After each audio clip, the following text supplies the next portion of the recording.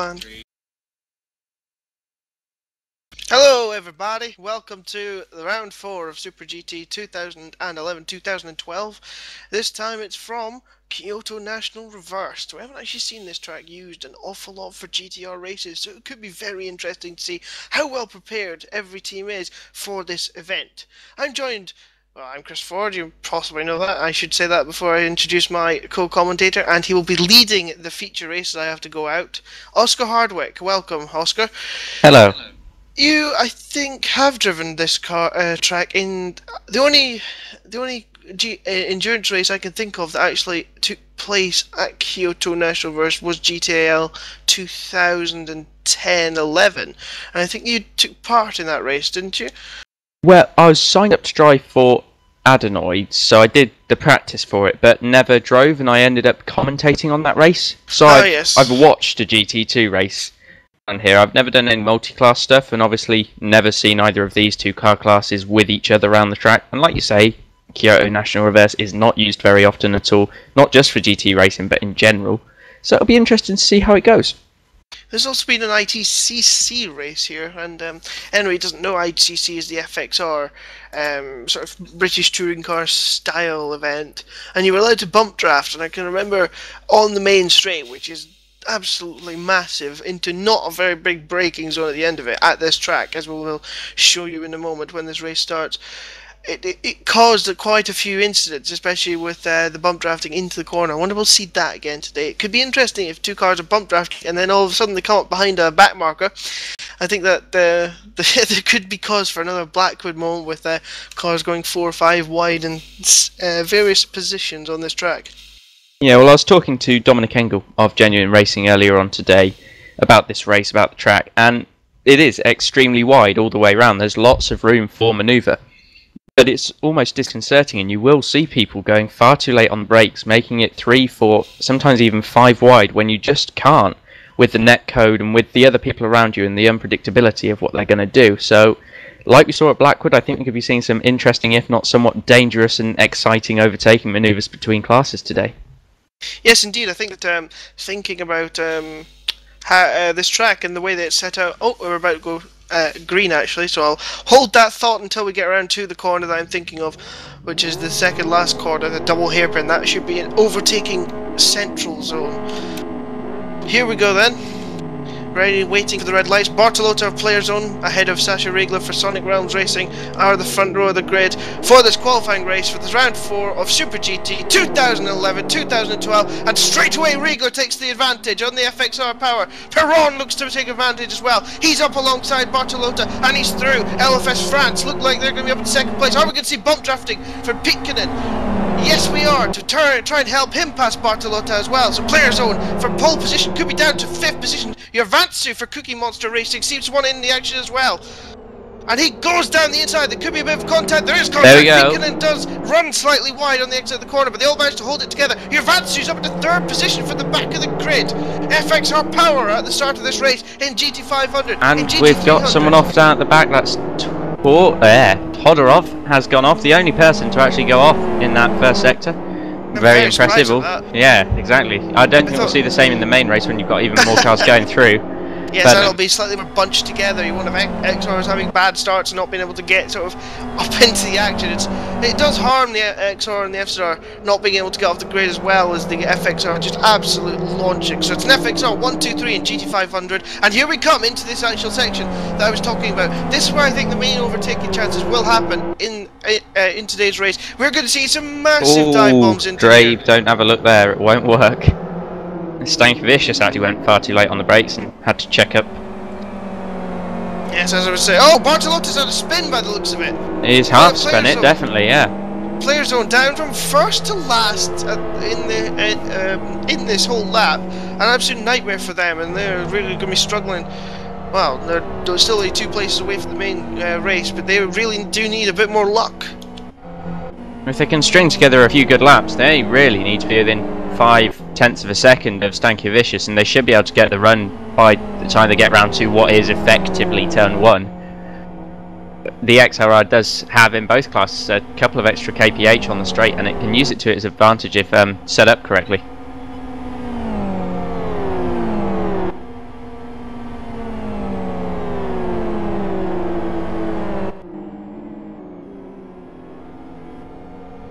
moving back to GT300, we've got Popper for GTS Motorsports leading in the XRR, closely followed by James Peace, who timed out of last round very, very unfortunately after having led most of the race in the GT300 class. Currently running in second. I imagine we'll see him apply a bit more pressure later on as he gets a bit sideways into turn 4 or 5. Closely followed by Pavas, Garbalowski and Nathan Lamoth for Last Lap Motorsports is in the last of the qualifying positions but is being pressurised by Gracia of Scuderia Gas.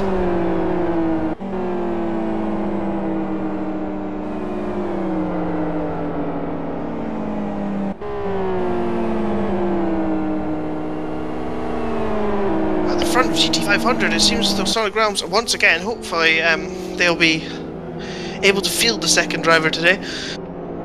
But they again seem to have practiced quite well for this race and appear to be out in front and looking good. Almost a second quicker on that lap than Perron.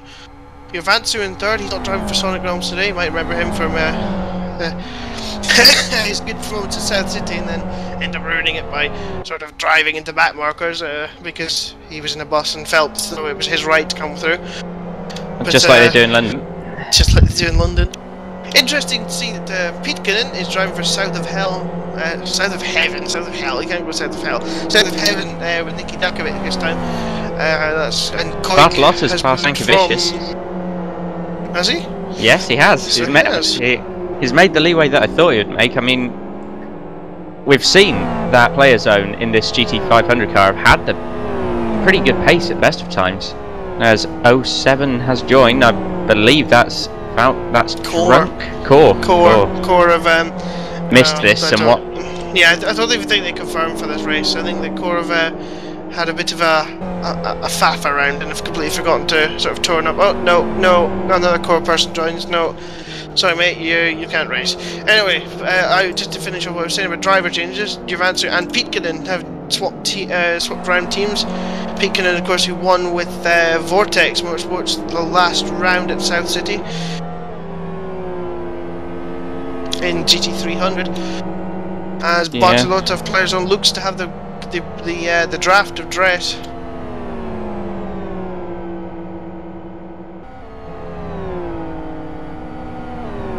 Perhaps not actually. Is that Sprint G? Here we go. The XRR power kicking in now though. Yeah, they seem to have very low wings on that FZR. It was really stopping Bartolotto getting anywhere near him, but Bartolotto, does he quite have the run? No, he doesn't, I don't think so. You can see this first braking zone as we come into it now is very, very short. You don't really slow down that much. You can slow down to about 145 maybe on the apex. So it's not the biggest braking zone at the end of that long straight, which does really take away the chance you should get from the long straight of overtaking. Garbalowski and Tiger Express, that's Conquest and Tiger Express battling hard into this braking zone. Tiger Express thinking about going on the outside, that would be very, very brave, but it is possible to do that. But then they back out of it. They got a good run through the first corner there, Oscar. Looks like they're going to stay right on the back of Conquest. Oh, it looks like Conquest have actually managed to get the power down better now. Havas is going to have to put in a pretty good middle sector to keep with him.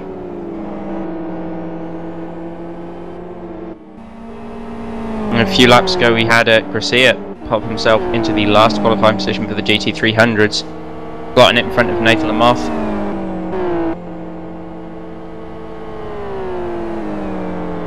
Indeed, so last lap motorsports. Bartolotto's got a much better run this time. Sorry to cut you off there, but no, it's fine. He's definitely he's gone up the track. He's looking for the draft.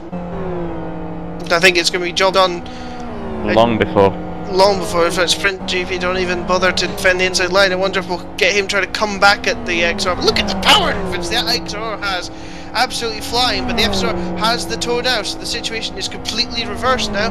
Up the main straight, a little bit of movement there from player zone. Up the track, Sprint GP on the outside. Going around the outside, that would be pretty good. They're trying it. But players are still on the inside line, has to leave room because Sprint GP are still there, and they managed to hold the apex on the second part of the first corner, and he's through. Players Zone have made the move stick by the looks of it. A change for the lead in GT300 as James Peace has had the run on Poker of GTS Motorsport. He's lagging slightly there as well, Oscar. Look at James Peace. Yeah, slightly.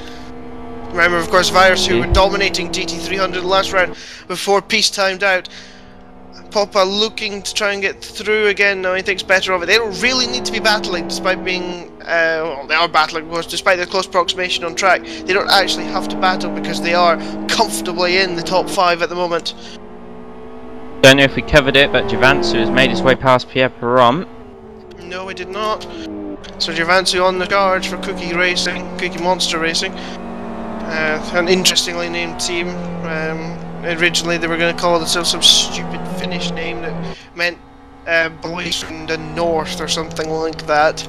That would not at all be would ripped off from Studeria Fika del Nord from the GT2 World Series. Or South of Heaven Racing, but you know. Yeah. The thought process that goes in. I would not like to comment on the thought process of Sam Sayer-Vansu and Isaac Price. I think that anybody really wants to know what they think about. Well, I think you'd struggle to comment on their thought process, assuming that thoughts were processed at any given point.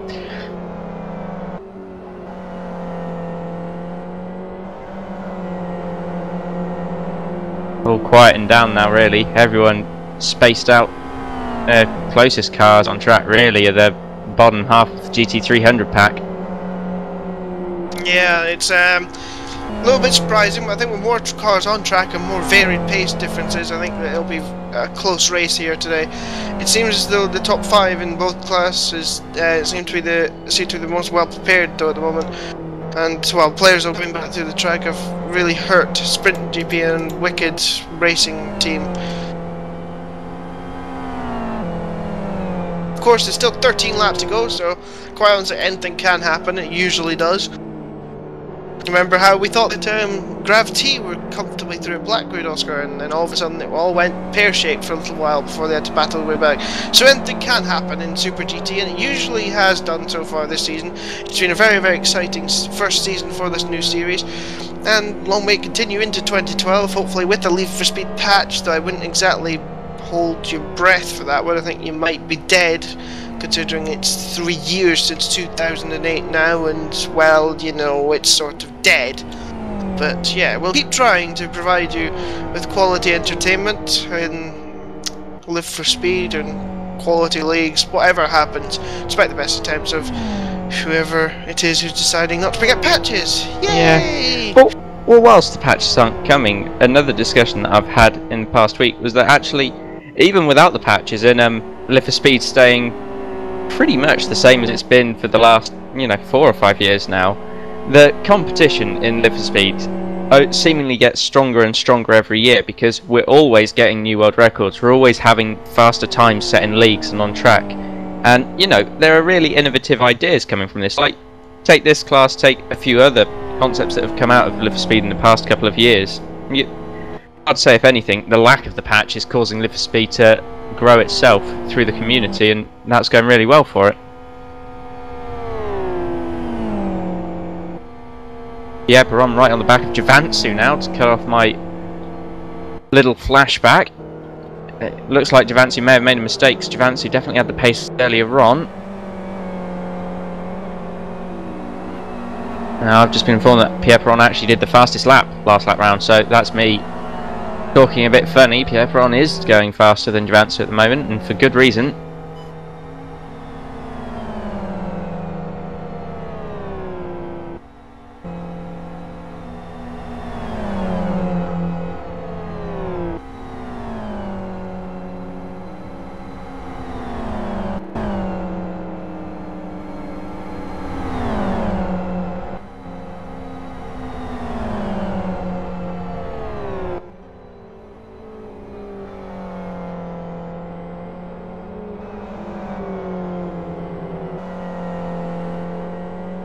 Here comes Perron. He's poking his nose around, trying to apply the pressure to Javansu, hopefully forcing a mistake, and taking away the need to make pass. Not that he does need to. Sitting comfortably in third, comfortably qualified to go on to the main race, and crashing into each other could, well, it's a huge possibility if they get any closer.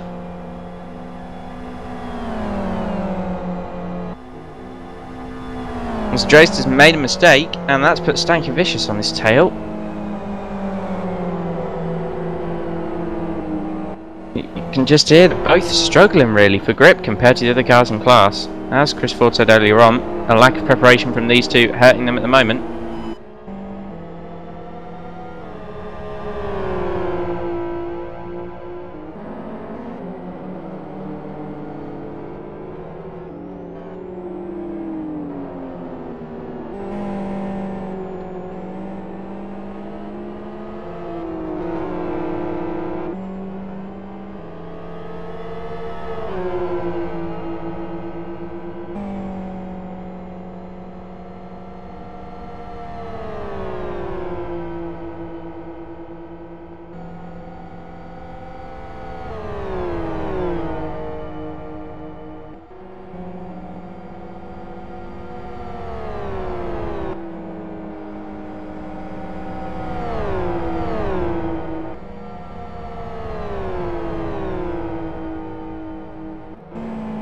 Oh, Perron still applying the pressure, getting closer every lap. Everything on track is quiet, and unlike this bus battle, as Chris Ford would say, FXR's going at it. I'm surprised actually that Perron's actually reeled in Riegler. No, Riegler, Juventus. Good choice of names there. Well, I was looking at Riegler's name and thinking, oh, the gap's gone up. I made a mistake while I was going to get my pizza. So what did happen, Oscar?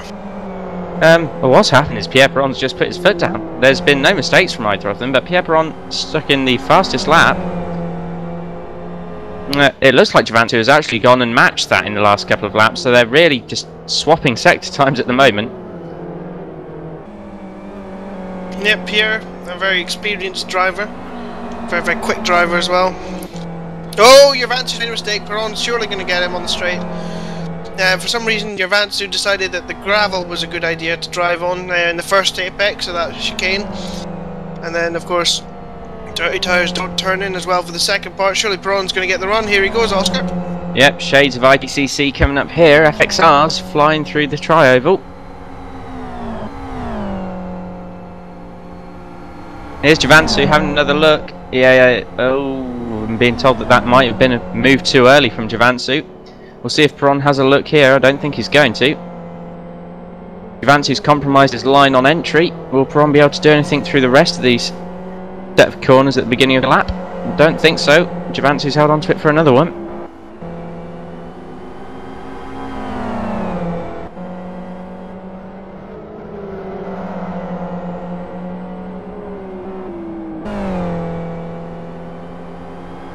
Right, the way back at the end of the GT300 pack, we have got Alexandru and Todorov having a little battle of their own. Todorov having fought back from that off on lap 1, finally getting past someone. And both of them setting themselves up to be lapped by our GT500 leader in the near future, probably on the main straight this time by. Sasha Riegler doing an absolutely sterling job of his drive today, not putting a foot wrong so far. Hopefully I've not cursed him with that one.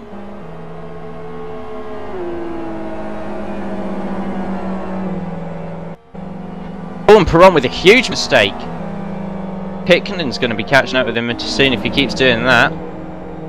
Look pretty similar to what Juventus did, but Juventus managed to keep it out of the wall.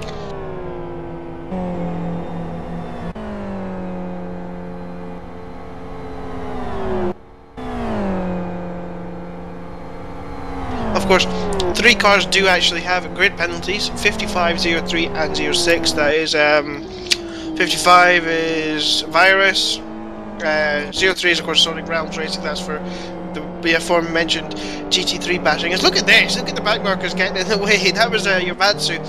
I was watching, going around the outside of 2 back markers into the first corner. Sorry, GT300s I should say, not back markers. So yeah, that's some good, nice little grid penalties for incidents in the first, South City round 3 2 weeks ago. Yeah, it looks like that first sector, if you're not getting him on the oval, it's going to be pretty impossible to get past GT300s.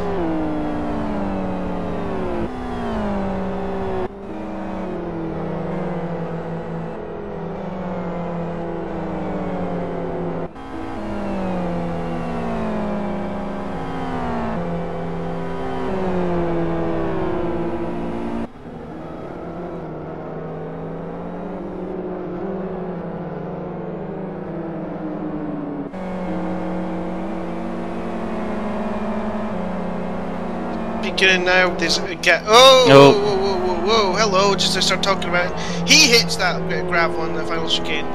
That gravel really does seem to be catching out a few drivers now, and it seems the players are actually catching up to them as well.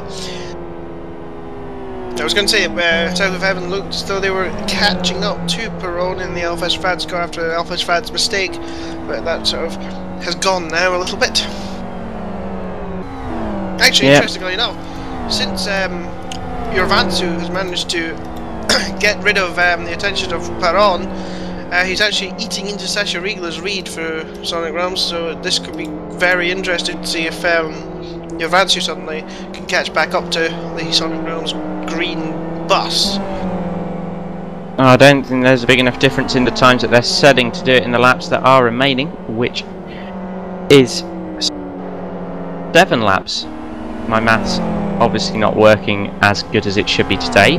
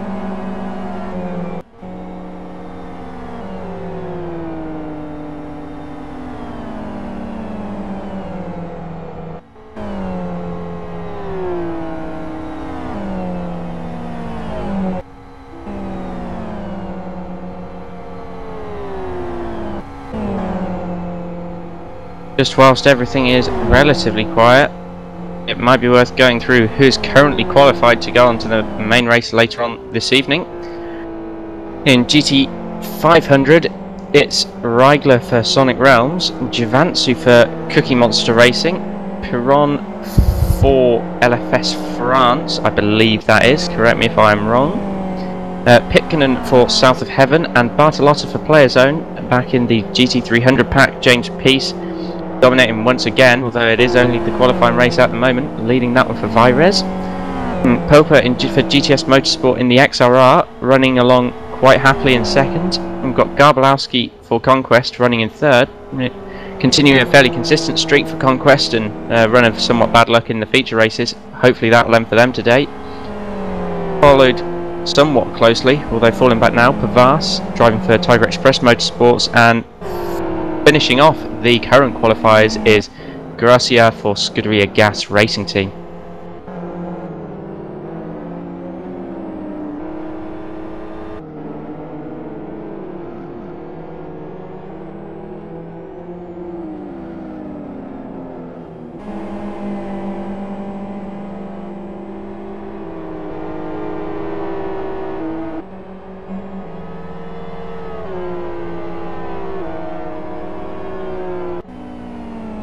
And Todorov has just gone off trying to get past Alexandru. It was his own fault. Went way too late on the brakes. As Samson Jorvansu for Cookie Monster Racing has set the fastest lap. Definitely responding to Perron's earlier push now. Trying to reel in Riegler as much as he can. Reeling him in by about half a second that past lap.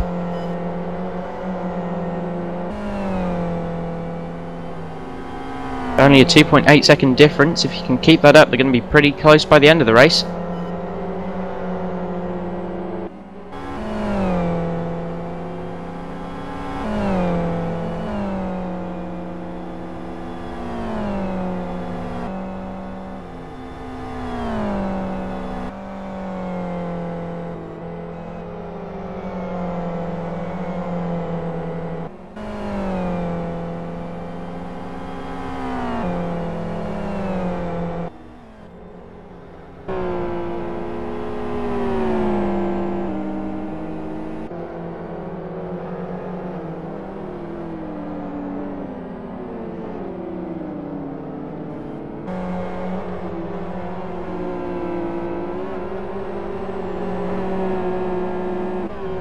Hickman just lighting up the right rear tyre, coming back onto the oval there. Massive moment for him. Yeah. So I've returned again. Once again, it's interesting to note that the right rear tyre is the one that will be taking the most amount of damage during this stint. Looking at Pitkin's tyres, you barely know he has front tyres, to be perfectly honest. When he's not using them at all, must be a very oversteery setup that he's running in FZR at the moment. Whereas you look at Riegler, who again, Sonic Realms have gone for the R4-3 option, which should be good, which probably explains his pace at the start of the stint, but I think later on in that could be a bit interesting, especially that the left side tyres are stone cold, so yeah, that could be interesting for them in the main race. All that said, he has just gone and set the fastest lap of the race so far last time by in response to Giovanni picking up the pace. In fact, most FXRs are 4-3 here, so that's quite interesting. But I would have thought that. But yeah, it looks as though they're running very high pressures as well. So looks like Bartolotta's not running any pressure. In fact, look at Popa's tyres from GTS Motorsports. They seem to be running very low XR pressures. Is that an R2R2 set? Yes, it is. R2R2, nice and easy to do in a GT300 here. You think so? Well, I know that there have been people that have gone and burst the tyres before. I'm sure we'll see it again.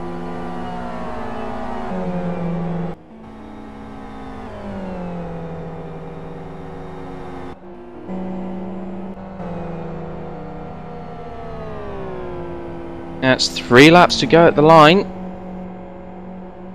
Lap 16 of 19 completed. Indeed. As Pierre Perron has gone and set the fastest lap now, these top 3 really are just swapping the fastest times, lap by lap at the moment. I am surprised actually that the FXR seems to be that much quicker at the moment. I'd be interested to see the main race if these 3 are up at the front as well, or whether the SR and the XR can have some kind of revenge, because this is a bit of a FXR demonstration. Perron absolutely charging at the moment. He's catching your answer again. Well, interestingly, Pitkinson now is going pretty much as quick as the front runners, as is Bartolotta, so maybe if we see slightly longer stints being carried out by the rear wheel drive GT500 cars, so first driver running that full 60 minutes for XRR and FZR teams, I think we could be seeing it close up, because if they run much longer than this, the FZR and the XRR are just going to absolutely eat up the FXRs at the front, which have colder tyres, and so at the end of a stint are just going to be, well, sliding all over the shop. Indeed. Actually, looking at Pitkinson's tyres, they're starting to cool off a little bit. I wouldn't be surprised at all if he starts to set fastest laps before the end of this race. It is going to be a little bit cat and mouse-ish, I think, the main race, the 90-minute race.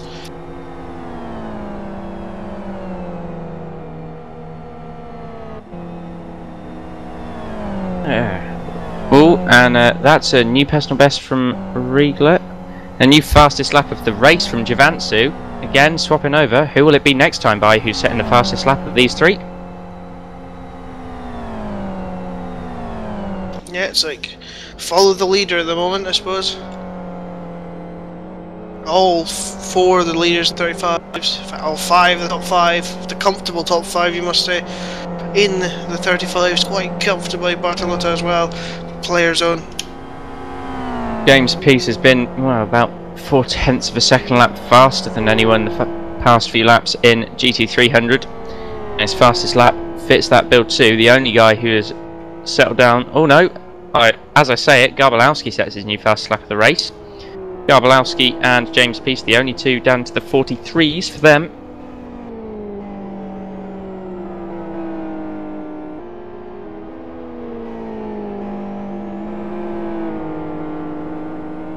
An extremely good sector 1 and 2 from Riegler this time by. Not convinced it's going to take the fastest lap though, as he's run a bit wide there. Found the apex towards the end though.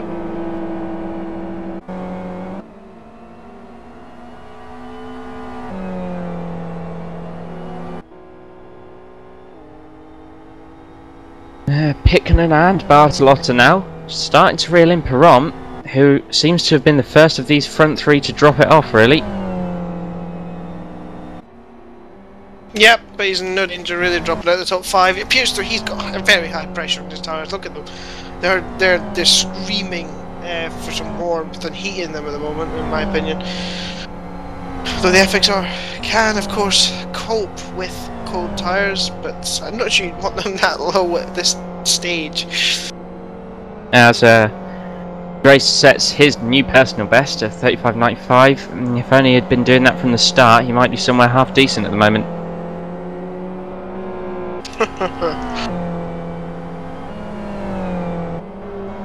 Is interesting comment from Oscar Hardwick there.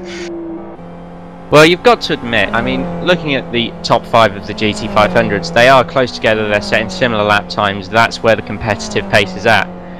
Grace and Stanchevicius have just been, well, Stanchevicius looks like he's been in a few walls recently, but these back two just haven't put in the preparation, so it's understandable that they are that much further back.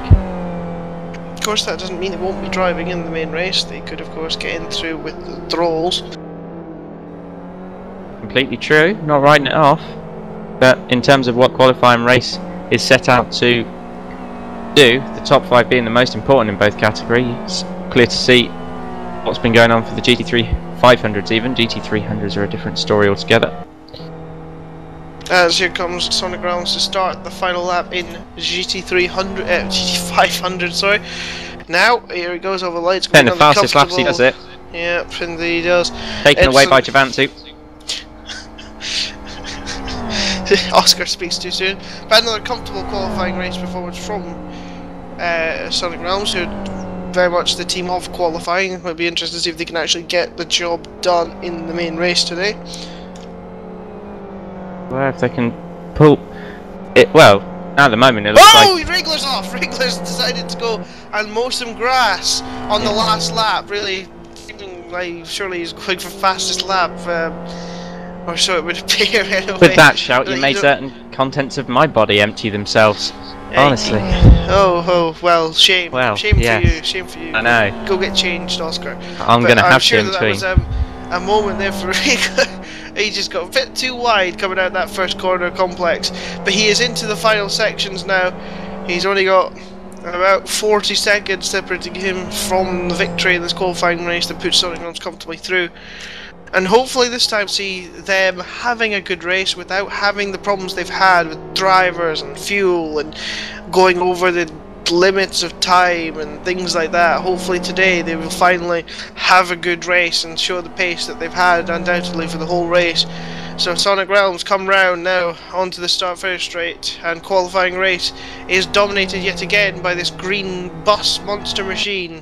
The Hulk has won again in the qualifying race. Can they take it into the main race for a change? Sonic Realms, Cookie Monster, LFS France, South of Heaven and Player Zone are your top 5 in GT500.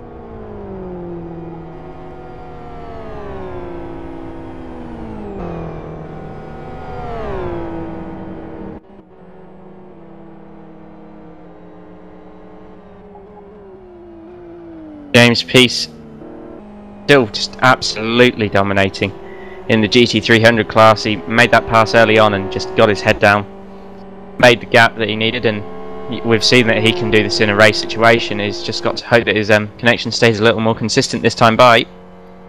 Interestingly, the GT300 car is only finishing 1 lap down, and we've seen 2 or 3 laps in previous qualifying races. So hopefully there won't be too much confrontation between the GT500 and 300s this time, as James Peace wins, setting the fastest lap on the final lap. Popa follows him in, and Garbalowski close behind. That's your top 3, and behind them Pavas for Tiger Express Motorsports is going to qualify, and Gracia is, having held off Lamoth earlier on, is going to bring it home in a comfortable 5th.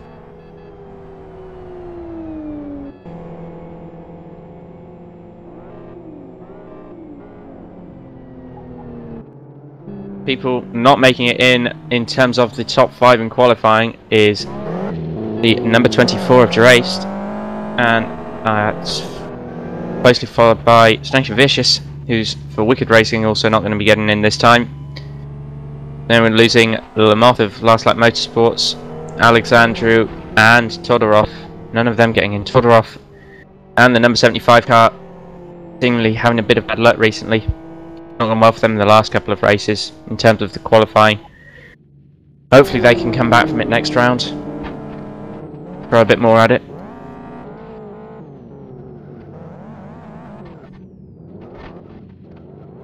Some people having a bit of post-race fun, if you can call it that.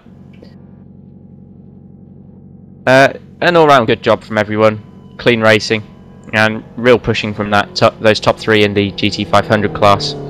Be interesting to see if they get any closer in the main race later on.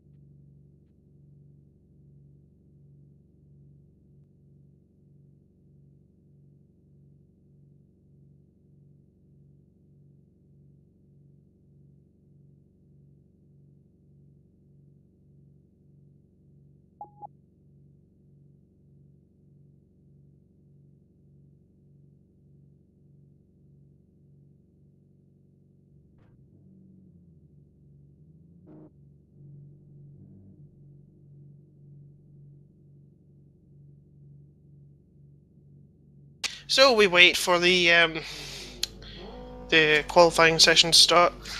I should be able to stay around and do that. It's, split servers with Oscar again. So we'll take a short break for just now, and we shall see you very, very soon.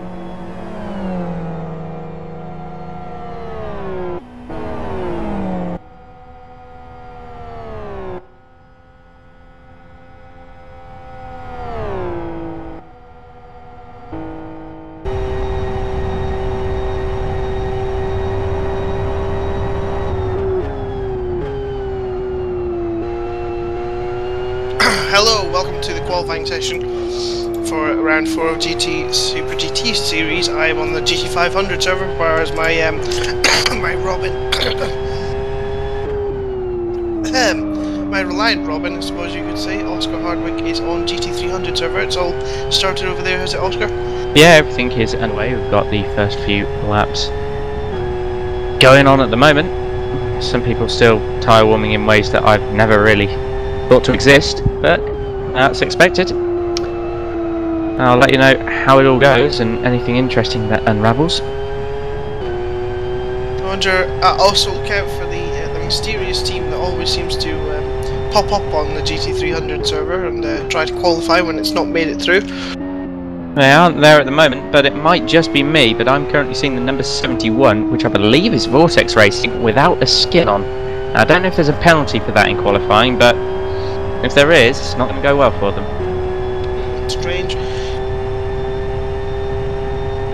Over here we had Bryson was crashing into somebody on the warm-up lap, designed to dive bomb, which is quite entertaining as always. Yes, it's doing better than normal, having only nearly crashed. Everybody's favourite ginger. Of course. Sort of, unless you've been crashed into by him. Trying to set bus pace.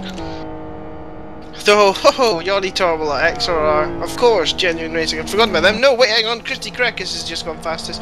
So maybe in qualifying the FXRs won't have it all their own way in this GT500 server.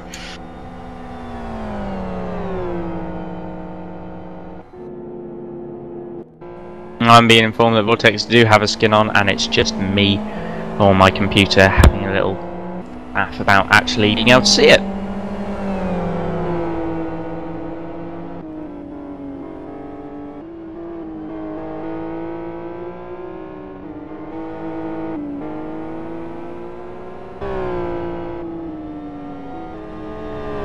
So everybody's completed their first laps over here. 14 cars, it seems, so far have completed their time.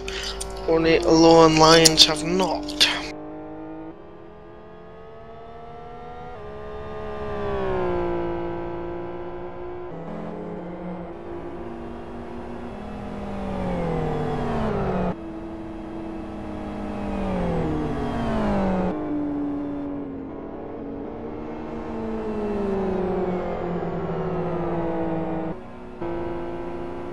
Currently Vortex have the pole over on the GT300 server. Vortex continuing their performance ticket from last round. It's an impressive victory. Yep, personally I've never seen forgive my pronunciation here, Giusella, I've never seen him racing, but pole position at the moment.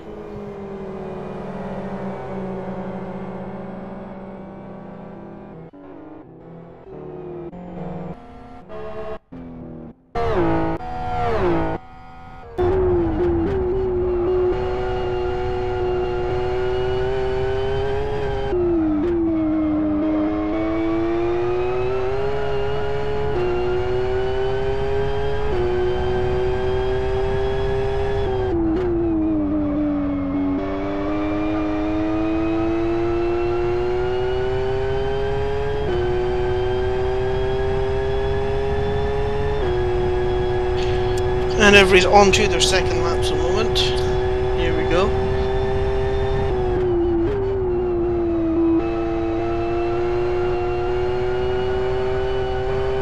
Nikki Dakovic of South of Heaven in 7th place of all the bandits, as is Reno Coots, who has it's Speedo who have the penalty, of course, 5th place grid penalty. So there will be a bit of sorting out to do after this qualifying session for the race administration team.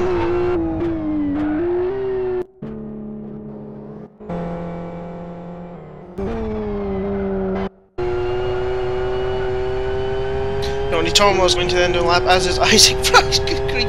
Isaac Price deciding it's a good idea to sit it to an X or FXR, use the handbrake a little bit and get the tail very kicked out as Tomlin Price come to the line. Price is actually maybe going to be in the draft slightly of Tomlin as they head to the line.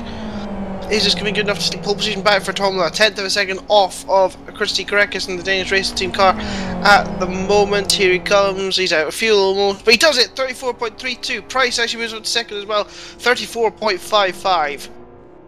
So 2 good runs there for Tomlin and Price. They're now the front row of the grid. Where's Karekis? Karekis pits, abandons the lap, so he remains 3rd. Conquest are 4th. Player Zone in 5th position again. Good qualifying pace for them so far.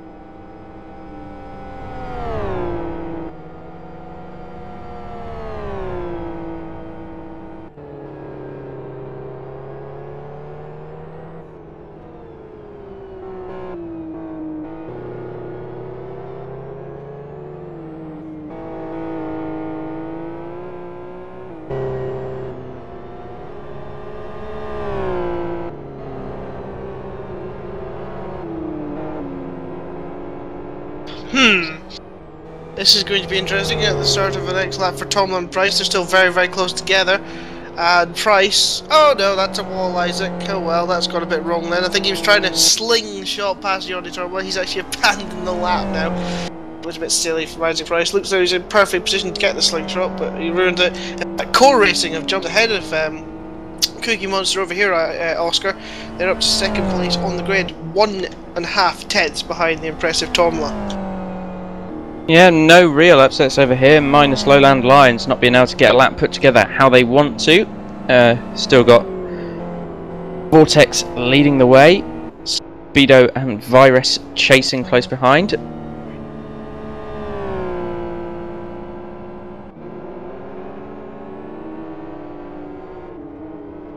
As Miku Merlioto for Lowland Lions moves himself up to 5th, finally getting in the lap that he was after.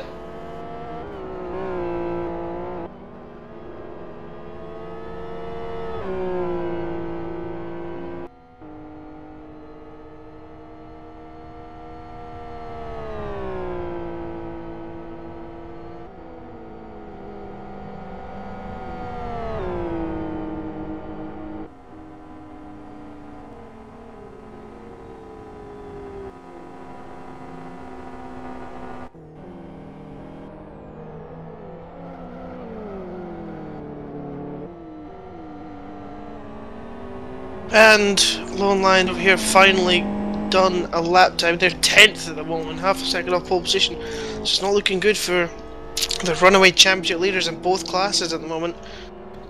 Unusual for Matty Event Jarvie to be so slow. In fact, the top 12 are covered by less than just over 6 tenths of a second.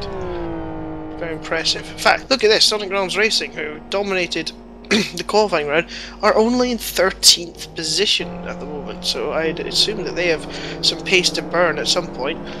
35-1 is pretty much similar to how they did, what Regler did in the race, in the qualifying race, Oscar. Yes, it is. We've had only a slight change over here. Sonic Realms have managed to put themselves just a 10th behind into 2nd position, provisionally of course.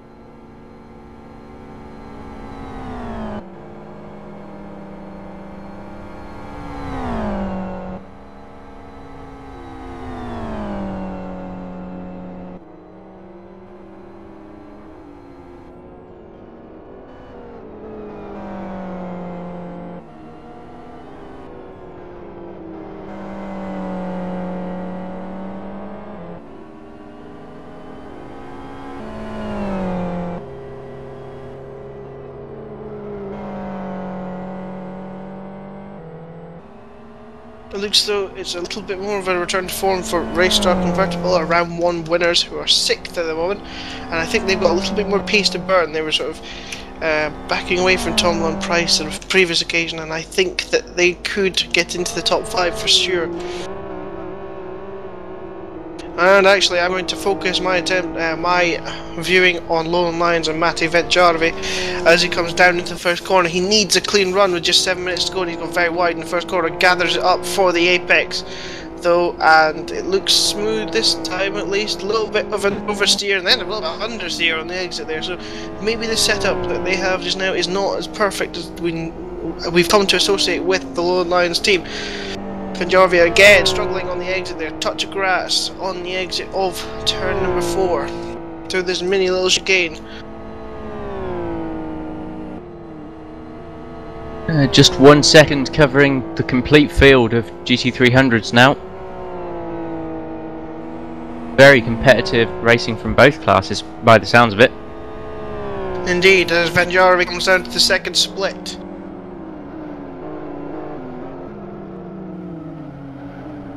A little bit squirrely under braking, a little bit squirrely under power. I think this lap is not going to improve him. He's got very, very red rear tyres as he comes through the final chicane, stamps on the accelerator out of it. He's continuing the lap, so he must think it's a little bit better than it has been so far. He takes a nice wide cut down and maintains as much speed as he possibly can through the banking section. Here come Low Liars. Are they going to move up from 10th position at the moment? I don't think they are. They are not. It's only slightly quicker. I've noticed they have actually moved up. That's how close this grid is. I didn't think it would move them up, but it has actually moved them up to 7th position. But I think a bad last split actually cost another few tenths. It would at least be up to maybe 5th position. So Lone Lions under a little bit of pressure, down in 7th position at the moment. Same here. Lowland Lions also lying in 7th position. Still unable to improve. I mean, they're close to the front, but with the competitive nature of the field, that's just not good enough. Core Racing come around the final tri-oval corner. They have 2 backmarkers ahead of them. This is, sorry, not backmarkers, people on outlaps. It's Isaac Price who's latched onto to get a little bit more of a draft. Is this going to be good enough? 34.58. No, it is not. Doesn't improve. Remains 2nd position at the moment for Core. James Peace on a flyer at the moment, currently in 4th position. Really carrying the possibility to take away the pole from Vortex at the moment. I'll let you know the time at the line.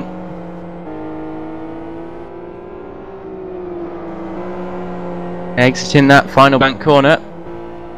Getting his nose down. It's across the line and it is pole by 0.02 of a second. Nothing in it at all.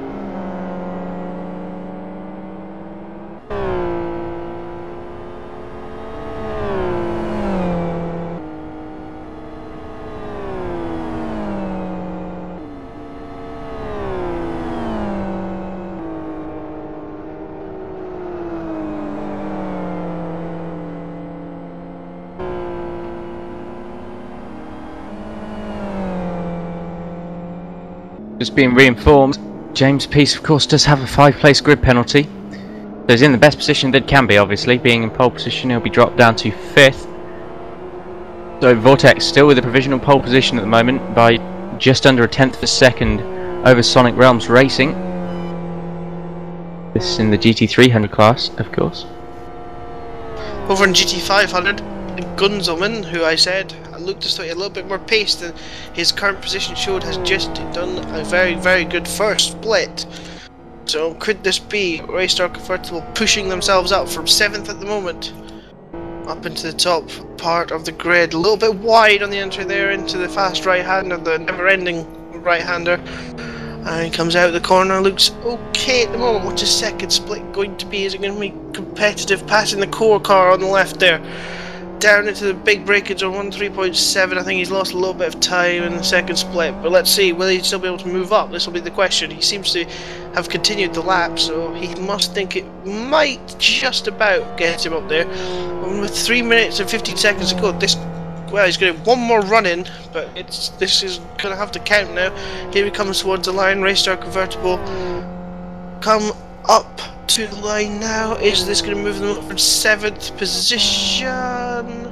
Yes, 3rd, 34.54. So I thought he had a bit more pace to burn, and there's the proof. Raystar Convertible, 3rd position on the grid.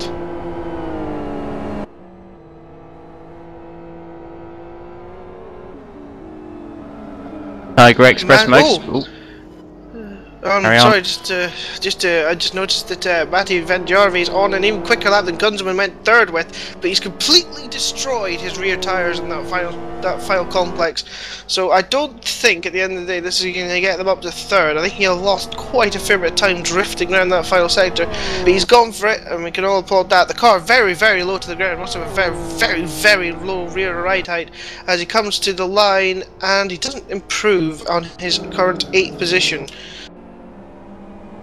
Yeah, Lowland Lions putting together another couple of PV splits, looking to improve. Indeed they have, 9th up to 7th, right in behind Andries Pavas, who just set his personal best of the qualifying session.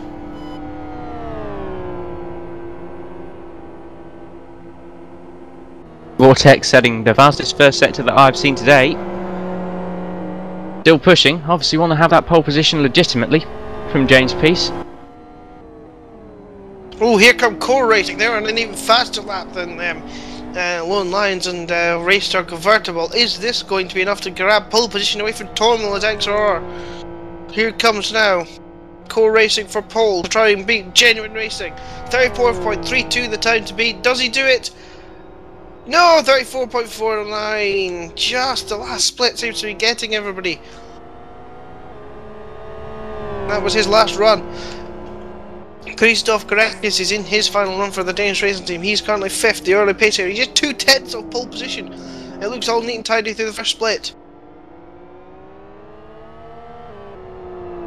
James Peace improves, but not anywhere near enough. A 1:43.29 from Gisela, absolutely trouncing everyone else.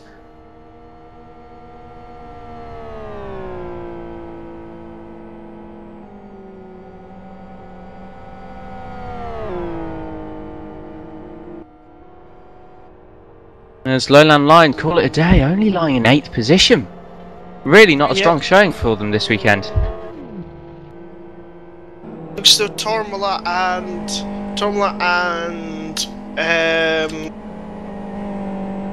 Gunzelman's on his last lap. He's currently 3rd still. Lowland Lions just crossed the start finish line with 20 seconds to go, so they've got another attempt to move up from 9th position.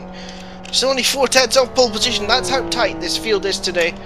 And Core Racing will not get another lap in. I'm not entirely sure why they're on the track. So it's down to Tormala against Van Jarvie. Van Jarvie can improve, and Gunzelman. So the three of them battling over pole position. Conquest on a decent lap at the moment. Then they get a bit out of control in the final corner, and I think that's going to be the end of their challenge for a position higher than 6th. Let's see if they come across the line. Conquest down towards the line now, and across it. Do they move up for 6th? I don't think so with that final split, and they don't. And Van Jarvie has given up the run. My goodness gracious me, that's disappointing for the championship leaders. So they are mired in the midfield, along with South of Heaven and Speedo actually down there as well, and Sonic Realms only 11th. Gunzelman gives up as well. So he remains 3rd. Is Tormala going to improve? No, he's going to get the grass instead. I don't think that... Yeah, he abandons that run. And that is everybody complete in GT500, apart from the core car, which is going around for no apparent reason, because he's missed the boat with his qualifying run. We're looking for an improvement from Sonic Realms on their very last moments of qualifying here. Are they going to move up? Indeed they are, taking 3rd position from Speedo. A really, really good last sector from the Sonic Realms racing driver there, and that is Mackie. Again, forgive my pronunciation, but that's a pretty tough name for a British person like me, let alone Chris Ford.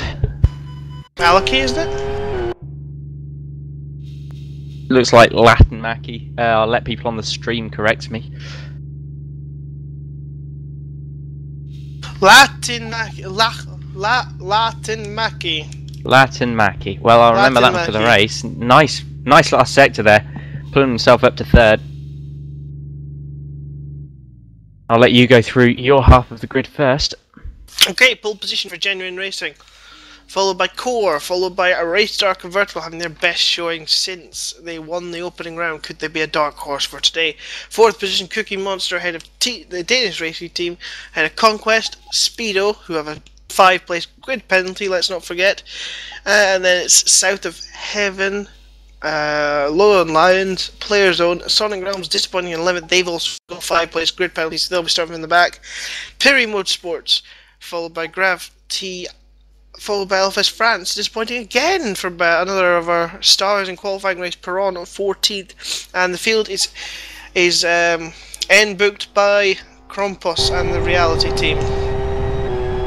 I would go and tell you my half of the field, but we had a nice little end on me there, so I'll do my best in remembering as many as I can just off the top of my head.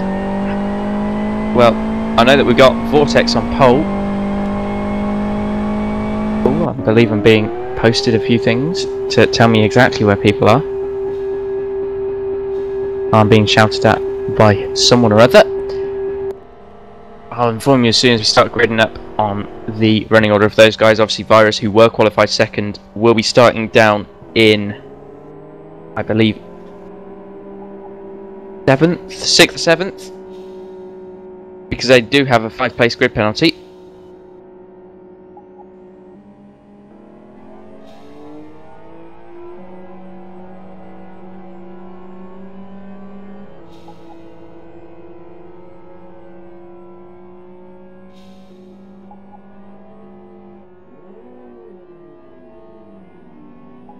Quick rundown of that qualifying order then, I've got the results back up. Vortex Motorsport taking the pole with a 143.29.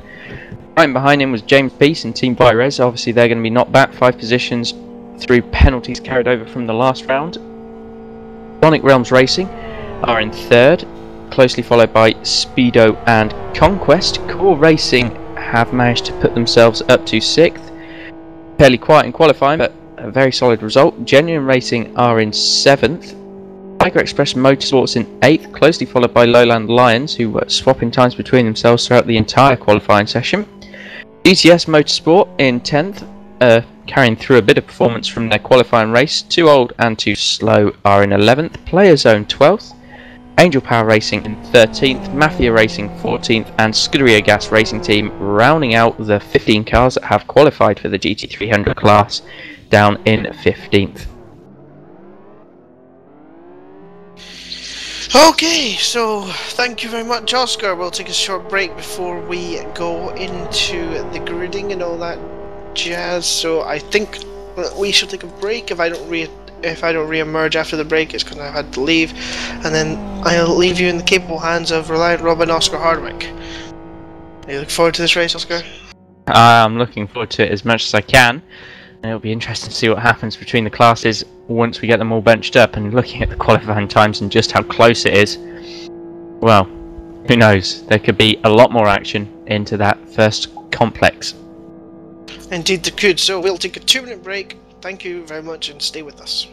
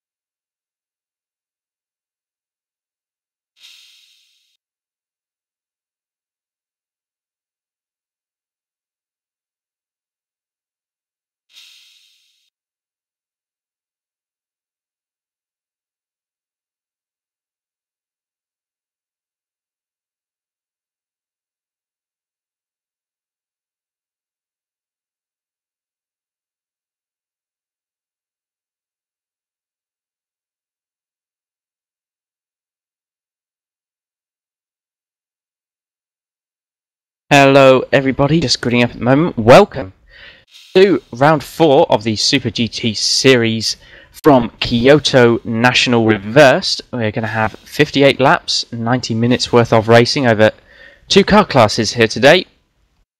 Very, very competitive qualifying, barely any time between it in both classes. So hopefully you'll be seeing some overtaking, some pretty close racing, possibly the odd bit of contact. We know what these boys are like. Chris Ford has unfortunately left us, so I'm going to be jumping into his shoes, but helping me out along the way is going to be who was our once silent commentator, Phil Diaz, who may or may not... Oh, there he is, making himself known. Phil very kindly sorting both the stream and co-commentating today, doing all of the jobs. A brilliant multitasker is Phil Diaz.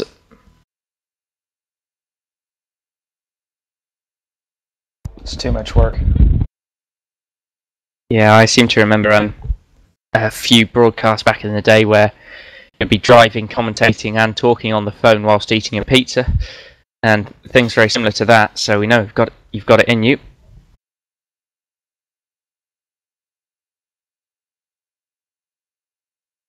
Also, would like to give a shout out to Ben. He's on a plane out of my state, Florida, to his home. He's actually on the stream chat right now. Yeah, he's missing this round. Well, by missing, he'd normally be adminning, but always good to have him around. Likes to run pretty good leagues, and so far Super GT series has been pretty good. I'll take a little credit for that. Phil Diaz, one of the pioneers of quite a few things in liver speed these days. They seem to come up with quite a few ideas. Some take off, some don't.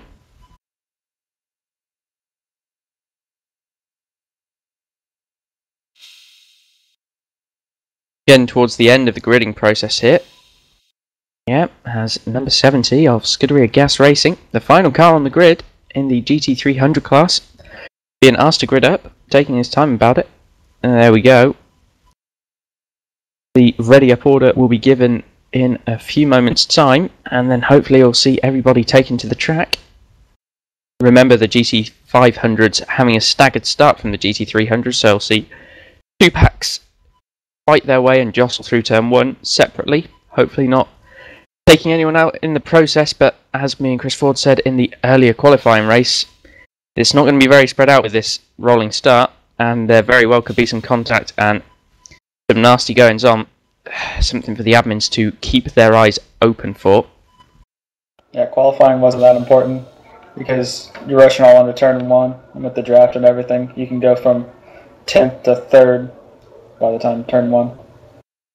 I imagine we'll be seeing something along those lines from both classes. Cookie Monster did it in the qualifying heat race. Yeah, so they did. It was a player zone, went from first to last on lap 1 of the qualifying race earlier on. Correct. Although they were swamped by a bunch of FXRs, which are notoriously better at starting than the XRR that he was in.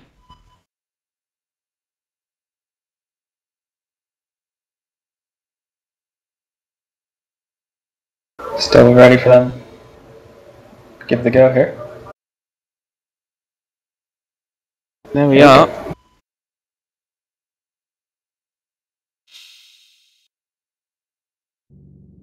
Cars formed up on the grid. Baker, our safety car driver today, with Jonathan Palmer driving what is known as the push car, the tow car, rescue car, the RB4, trusty little thing. Hopefully you won't have to use it, but the gravel traps at Kyoto National do have a tendency for grabbing unsuspecting drivers.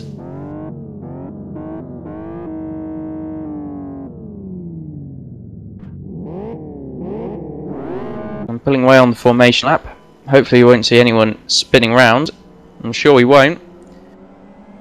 Bit of tyre warming going on already.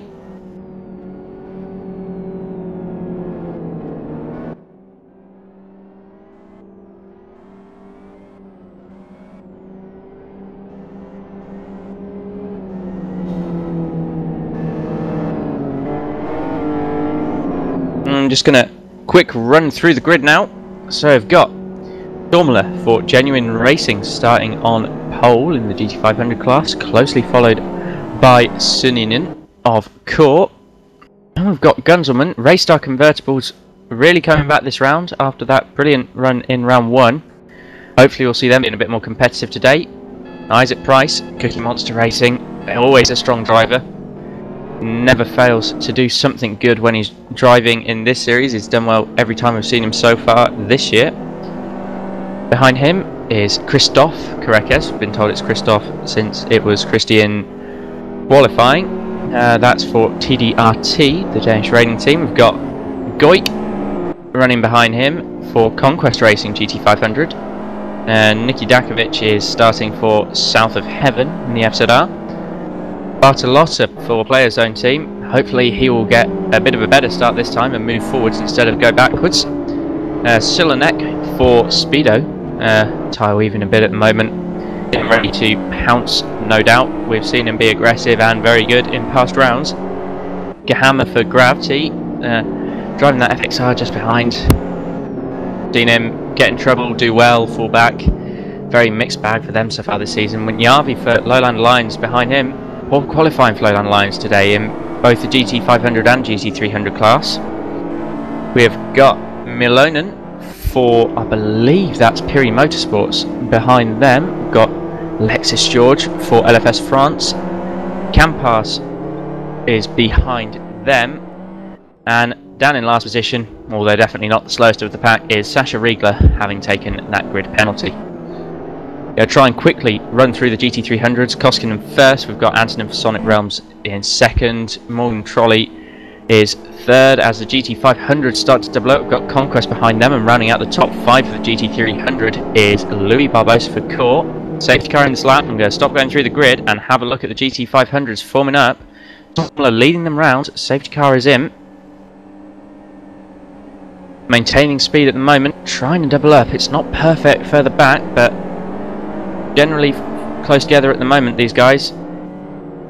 Yep, all into formation now, waiting for the green flag to fall, and there it goes. They're away early, and with Raystar Convertible's already pushed down. Oh, and there's already a crash south of Heaven. That's a huge accident.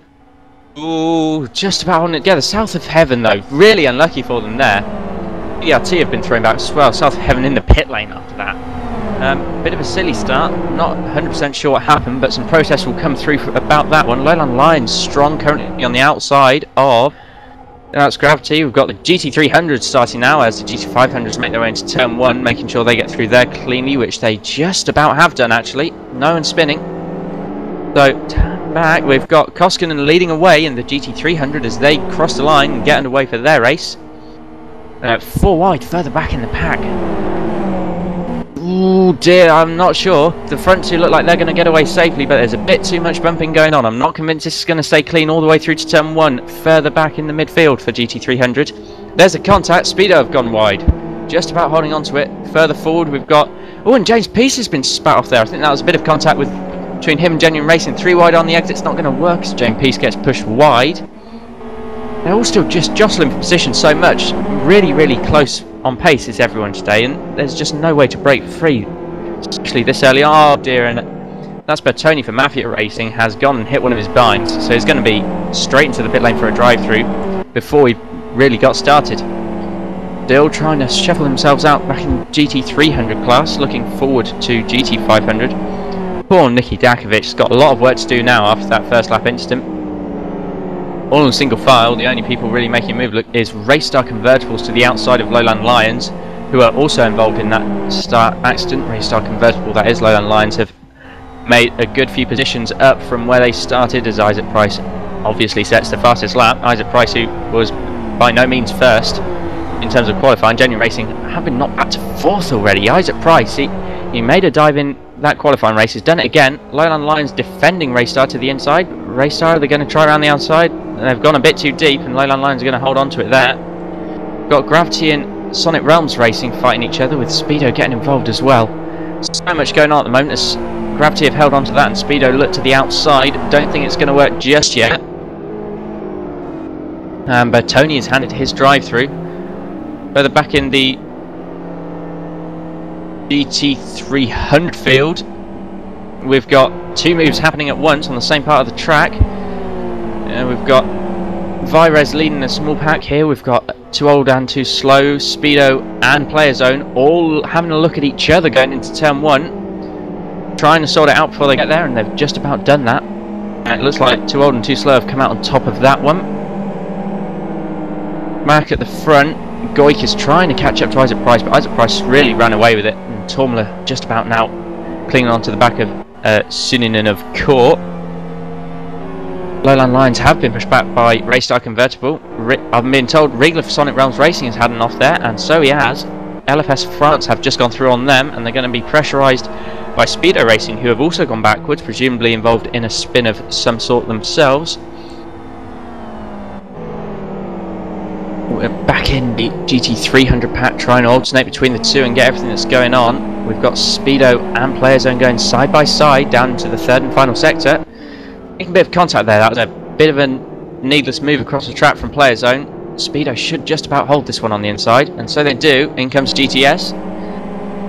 Bit deep on the brakes, but obviously the guys in front going slower, trying to make their way around each other. Now I've got Core Racing in GT300 making a move second past Sonic Realms, going high. They've not timed that brilliantly. They're going to have to pull back a bit and get into the slipstream if they're to make this move. Vortex comfortably away now, making the most of this scrap behind them, I imagine. Should have bumped draft up to... Yeah, I guess you could bump draft. As far as I'm aware, it's not banned in this league, so... It could actually be banned. I'm not sure. It might be. We'll have to go and check the rules. It looks like Speedo did indeed get past Sonic Realms Racing.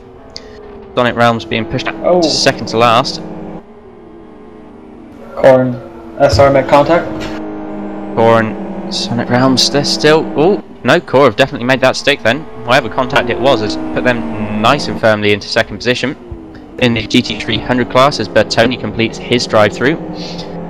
That was a really unfortunate mistake for Mafia Racing. They look like they might be on for a decent race, but now they've got all of the work to do.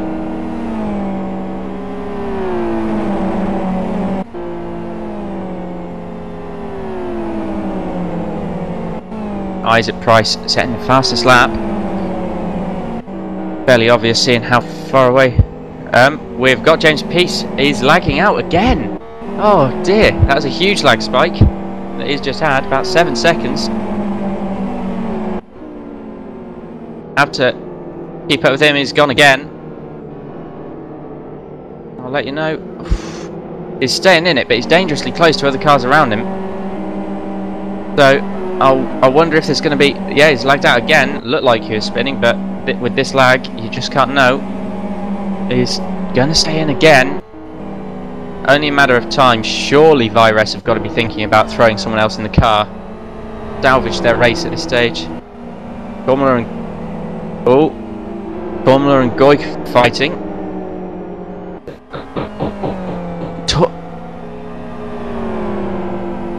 Yep.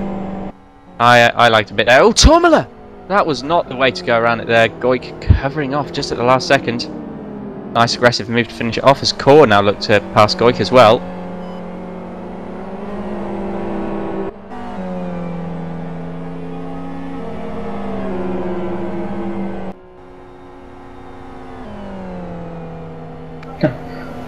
Silent people in fifth. Player Zone. Player Zone just, yeah, cruising around there. Really null and void of any action at the moment, but I guess that's the way you want to keep it. And as soon as you get yourself involved in action, you get yourself involved in accidents, as we have seen so far this season. James Peace Train. GT300. Speedo probably going to have a look going down into the corner following this one. That is, of course, if they're not past themselves by Too Old and Too Slow, who have been pressurising them for the last few laps. It looks like Speedo have got a huge run on James Peace here. James Peace defending. Oof, that was, again, a bit aggressive on the defensive side. I think probably more than one move there. Should get away with it though. Speedo will look to have the run onto the front stretch through the triover section. Indeed, they've got that run straight down to the inside. James Peace should be able to slot in behind and pick up the draft. I wonder how he's going to time this one to make it through to the lead as our tow car of Jonathan Palmer disconnects to go and do something different with his time. James Peace still waiting for that opportune moment. He's definitely trying to time it right.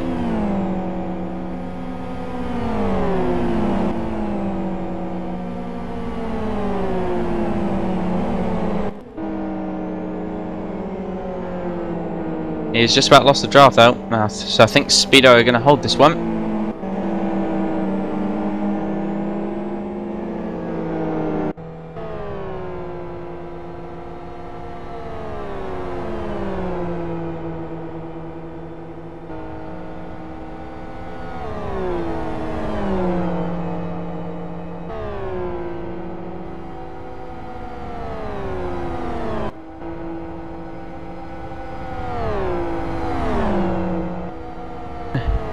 Dasher Riegler with the surprise fastest lap there, currently running just ahead of LFS France, down in I believe 13th position for the GT500s.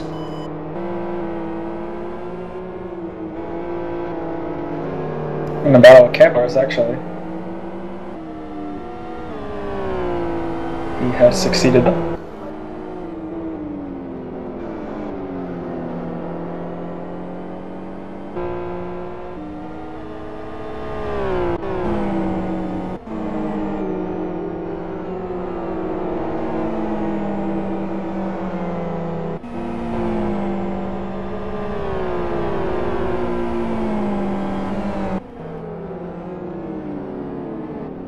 And Lowland Lions right on the back of Sonic Realms Racing in GT300.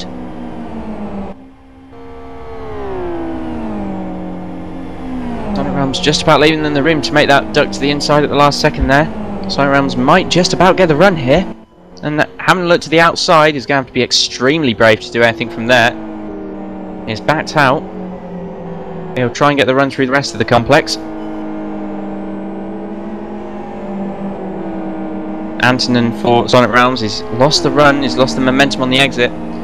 Yaltine for Lowland Lions, another good starting performance for Yaltine, showing his worth the last couple of rounds. Really haven't worked his way up through the field for Lowland Lions so far this race in the GT300 class.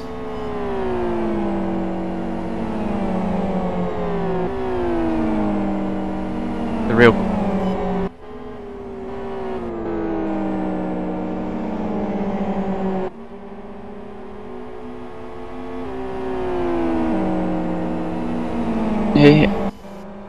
we've got a bit of a push coming from the core GT300 camp. They're right up behind Vortex now. Not something that I would have called after qualifying, because Vortex really were the dominant force there. Although Koskinen is in the car at the moment, and we don't really know his pace in comparison to the other Vortex driver who was qualifying for them. Also the feel of the core car.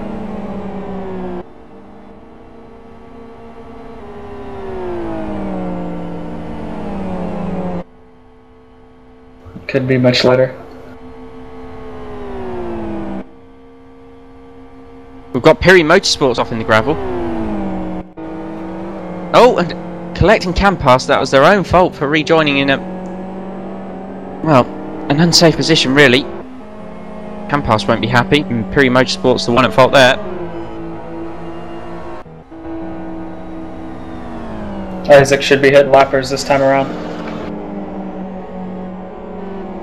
Yeah, so it's taken them the same 9-10 laps that we saw in the qualifying race for the GT500s to catch up to the GT300s. He's got a nice little pack to go through here. The GT300s all relatively close together, so he's just going to have 2, maybe 3 laps of having to filter his way through. His Isaac Price, and also obviously everyone else behind him once they get to them.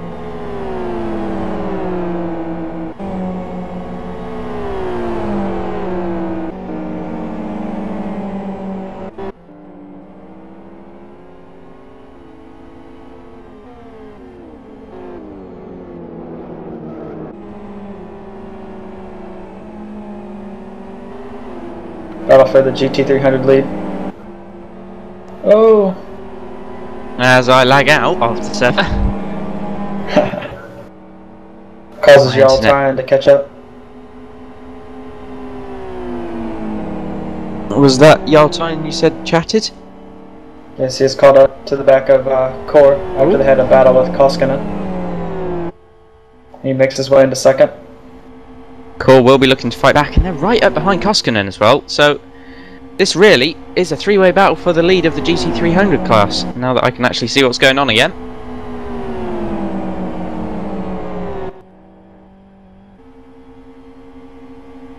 Koskinen might have hurt his engine under braking in the last sector. Locked up his left front tire for sure. There is Yaltine. Now he's going to try and make the move on Koskinen straight away. Like I said a few laps ago. Oh, Koskinen, that's very, very defensive there. Both of them diving for the same piece of tarmac. It's not going to help either of them. Core's just going to get closer and closer. They are bumper to bumper for the top three positions in GT300, and it's allowing Sonic Realms to catch up to them as well. It very quickly become a four-way battle as Isaac Price, the leader of the GT500 class, comes up behind as they spread themselves out in front. Oh! Oh, and contact between the two at the front. Isaac Price, he wants to keep going, but he doesn't want to be involved. Cool, really wide there, just about holding on to it. Lovely car control from Sinian. He's going to lose out to Sonic Realms. Kyan and Koskinen going side by side. As there's Sonic Realms right behind now. Cool will be able to keep with him for sure, because they're only going to keep battling. And even the genuine... We've got Karekes causing a yellow flag further back. The whole of the GT500 field and the whole of the GT300 field has met at the moment. I really don't know where to look because drivers are just dying off in every which direction. Time briefly holding the lead there, but it looks like Vortex is just about going to get it back for the end of the lap. Koskinen, that is, driving past, but the XRR should have the overall power.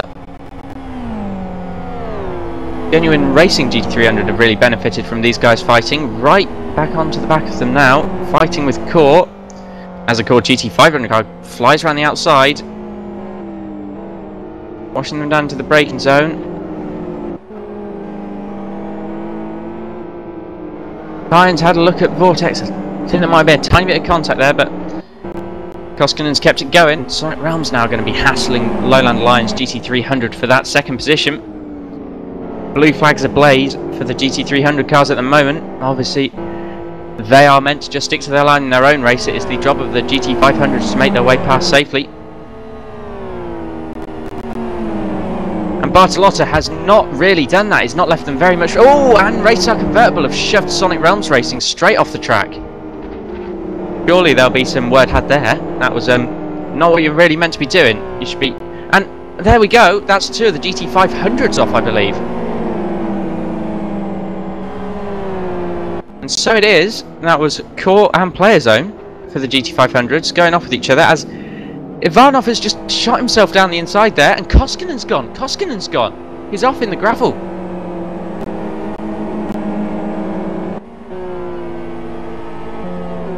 And yeah, somehow from all of that, I've not even been able to follow it, but Core have come out with a solid lead of the GT300 class. Antonin now fighting with Trollian Ivanov for third position in GT300 as Silenek slices his way around the outside of Antonin. Here comes Reigler.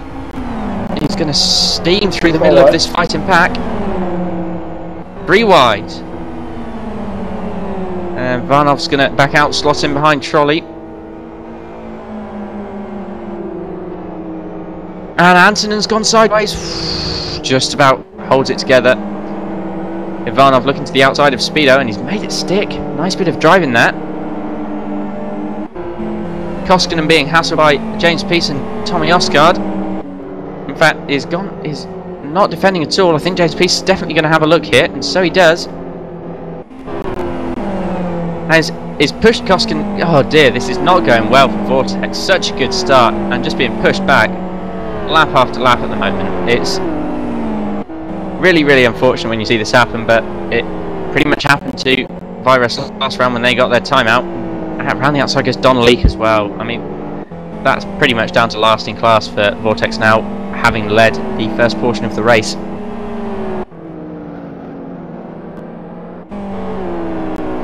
Ivanov and Trolley still fighting hammer and tong, as Tyan is getting his head down and trying to catch back up to Louis Barbosa for Court to take the lead of the GT300 class.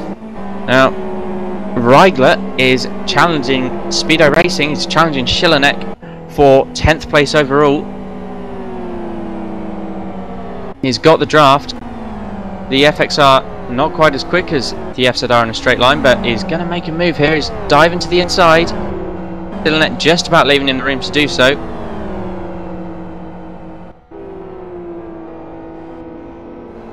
Reigler maintaining a defensive stance for turn 1. He's going to have held that one and is going to power off into the distance. Reigler still steaming through the field at the moment, very, very quickly. Now I've got Milonen, got stuck up behind Yaltayan there. Campas has managed to catch up to him for that, and Niki Dakovic has somehow made his way past Alexis George and is now bearing down on Campas and Milonen. So after that unfortunate first lap incident, Niki Dakovic and South of Heaven Racing, they're going to be making their way back through.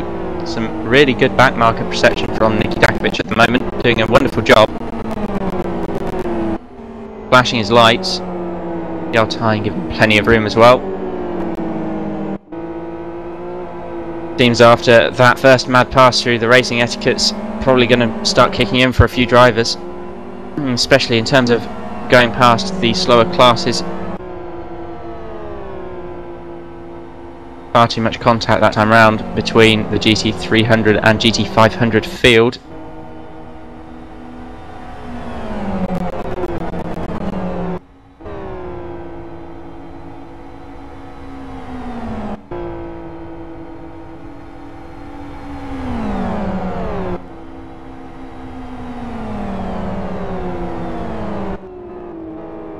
And whilst I catch my breath, I'm just going to run you through the current standings after 14 of 58 laps have been completed by our leader, who is currently Isaac Price for Cookie Monster Racing.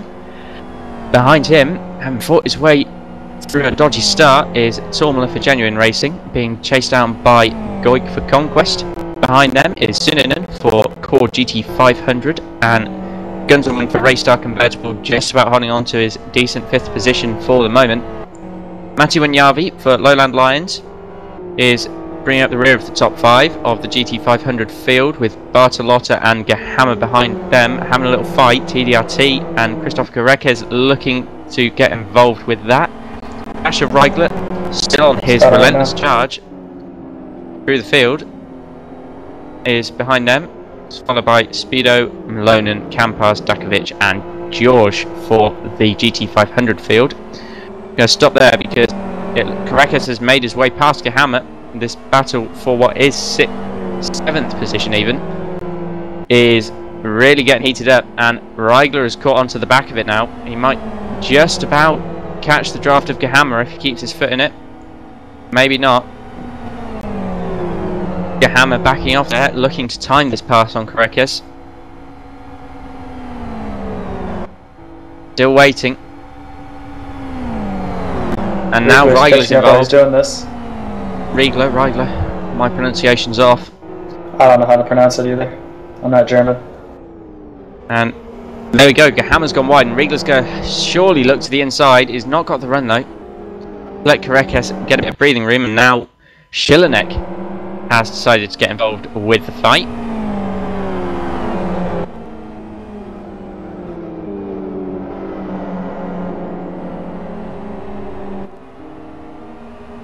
And we have got someone else into the commentary box to help me out, and it is none other than Rudy Van Buren. Good evening. Hello Rudy, nice to have you here, nice to have someone to help me. We can let Phil get on with all of the other jobs that he's trying to keep up with now. Yeah, obviously he's so busy streaming. Yes, Phil with a lot on his plate, but he's a brilliant multitasker, as I've already said. Yeah. Well, almost brilliant. I'll give him the benefit of the doubt on that one.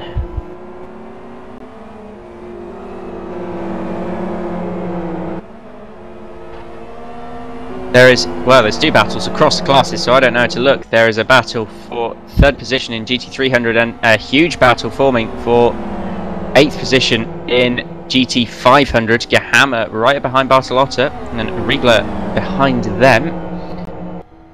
Surely they're all going to be trying to make moves on each other. Here's Bartolotta, looks like it's going to cut down, and they're going to go 3 wide into the first banked section. And Riegler's going to come out in front. Bartolotta and Gahama getting very close to each other there.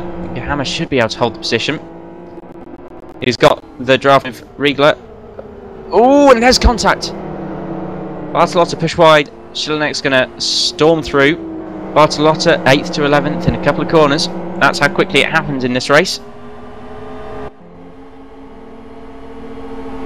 Coming back, GT3 and Yao Tyne is being left for dead. Here comes the bump drafting that we were talking about earlier on. We've got James Peace and Morgan Trolley bump drafting their way past, and Ivanov looking to the outside of Tyne too. Peace and Trolley are going to be alongside. Now Tyne's in the draft. It's all going to get very, very messy going into turn 1 here. I'm not sure what's going to go on. Ooh. James Peace being the bravest on the brakes, absolutely sideways through the corner there. He's made it work. He made his car wide enough to stop anyone else from going through, as Ivanov and Tyne make contact, which has let Antonin catch onto the back of them. They seem to have fallen off what is the battle for 2nd, which is now between Speedo and Virus, Peace and Trolley, not respectively, opposite ways around there. And now Osgard's involved in the fight, and that is for 5th position. Ivanov, Antonin and Osgard. A bit of contact. Antonin being pushed around by both the car in front and the car behind at the moment. Can't be fun for him. And Oscar, again, Oscar just looking to the inside, give him a little nudge. This isn't go-karting where you push them around the track.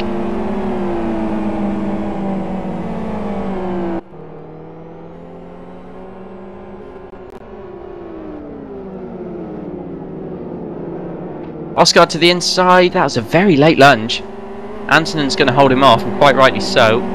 Holding his line, telling Osgard, try again next time, Sonny. Wong now up behind Osgard.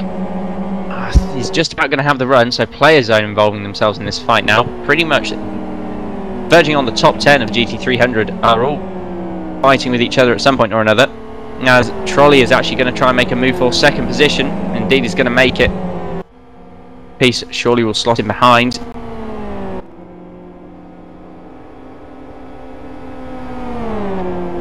Here comes Peace, a little bump in the middle of the corner, letting Trolley know he's there. To the outside, will Peace be brave on the brakes again? We've seen him go very late into this corner. No, he's going to back out. Trolley's going to hold the line. James Peace looking for the cutback, and he's not going to get it. Further back, Osgard has been pushed wide by Wong. That's Player Zone up and past Tiger Express Motorsports, who are now, they've gone wide, so through goes GTS, through goes Conquest. Osgard pushed further back still. Core setting the fastest lap of the race for, well, for anyone, obviously that's GT500, Sininen, and they're running in 4th. I'm being told that Tomler and Goika are at each other, and so they are. It looks like Goika's just made a pass, and Goik's gone off! Goik's gone straight off the track there.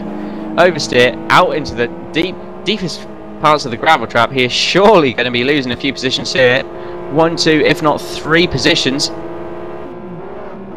Here comes TDRC. Pulling along behind him. Oh! Schillenek and Gahama trying to take each other out just there. Beeping of horns going on. Now Bartolotta is going to make a move on Schillenek around the outside, is he? Schillenek not giving him the room or the time of day. Ooh. Close. Somewhat aggressive driving between those two just there. And Dakovic has finally made his way past Campas further back in the field. South of Heaven still just trudging their way through. They're not slow, but sure they are unlucky. And Suninen's been spun by Mafia Racing. Core GT500 in the gravel. So here comes Gunzelman. He's going to get past. Here comes Winyavi. He's going to have a look. Oh, right the way across the gravel. That was cheeky. But he's going to make the move. Core from 2nd back to 5th, or was that 3rd back to 5th? 3rd back to 5th even. Korekis is now right up behind Goik. And lagging a bit. I wouldn't want to be near those two at the moment. Riegler just behind them, looking to pick up the pieces if this all goes wrong.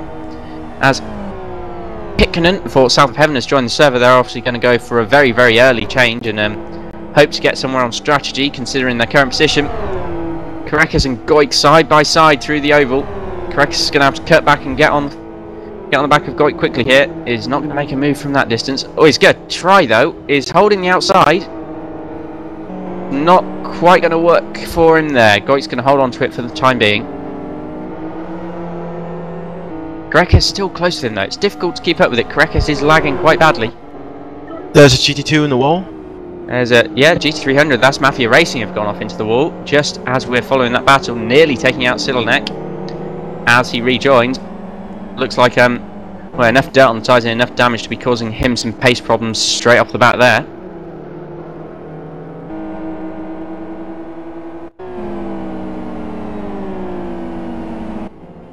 We've still got the battle for second in GT300. Fierce as ever, Peace and Trolley swapping positions pretty much every lap at the moment. Everyone else behind seems to have calmed themselves down, although it looks like GTS Motorsports might have a run on player zone. We'll go back to that after we've seen the outcome of Peace and Trolley through turn 1. Trolley giving Peace the bump this time. And Peace should easily hold on to that. Trolley not doing anything silly. And player zone has indeed been attacked by GTS as my voice starts to go. But they've just about held on to it. Makalowski will be looking to catch up with them very soon indeed, as Osgard gets passed by Niki Dakovic, and obviously that is the GT500s going past the GT300s. And of course with I've been told that Niki Dakovic has just made a pit stop, but I'm not convinced he has, because that would imply that no driver change has been made.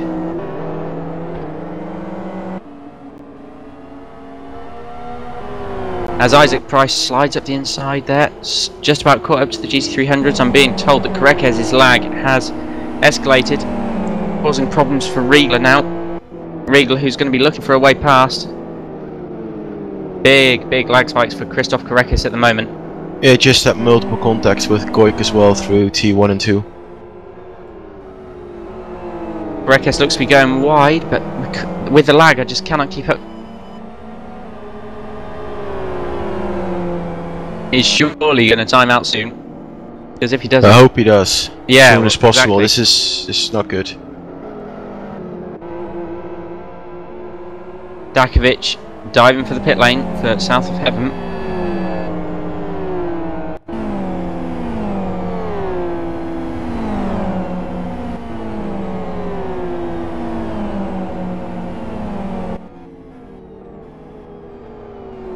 Dakovic in the pits.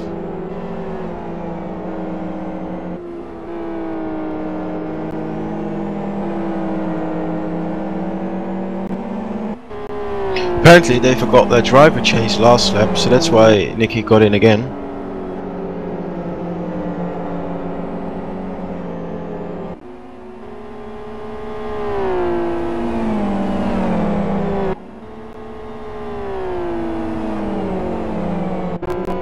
Garcia apparently has had an off, causing yellow flags in sector 1. There's been a spin further forward. That's low down the lines. GT500 seems to have been turned by core GT500 by the looks of it. Either that or they both got caught up on Narayaro. It looks like it might have been Narayaro, because Matti Wanyavi has a quick swerve at him, telling him, don't do that again or I'll take you clean off the track as well.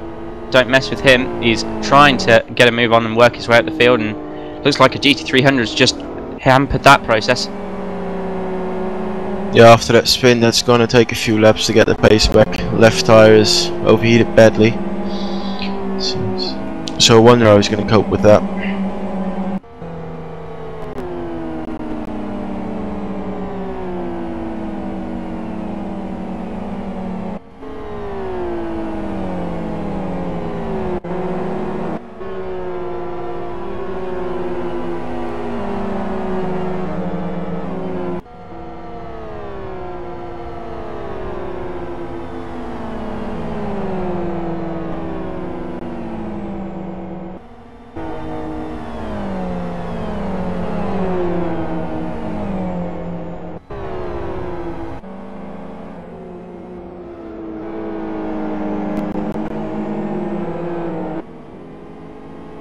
And Yaltine span.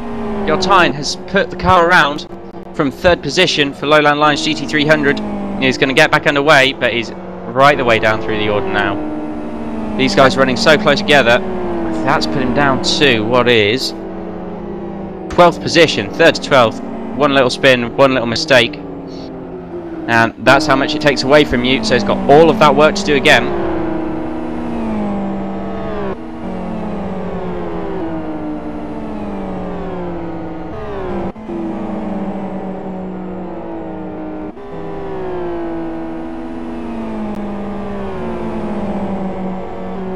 GTS Motorsport's going to have a look at player zone down into the 3rd sector here as Pierre Perron connects to take over from Alexis George, and that is LFS France GT500. They're currently running 2nd to last in class,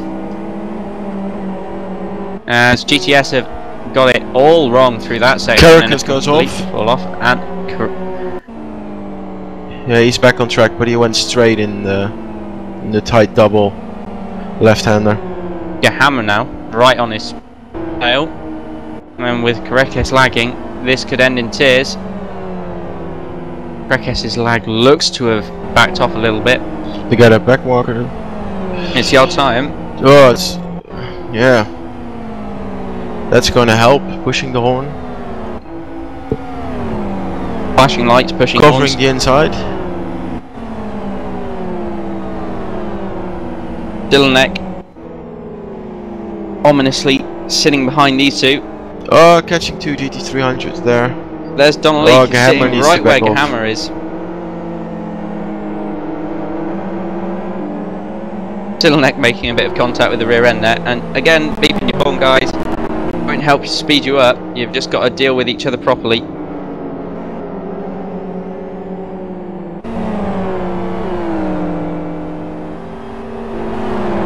Oh, Hammer missed the brake. Oh my goodness, that was very, again, very lag nearly a by horrible Caracas. accident.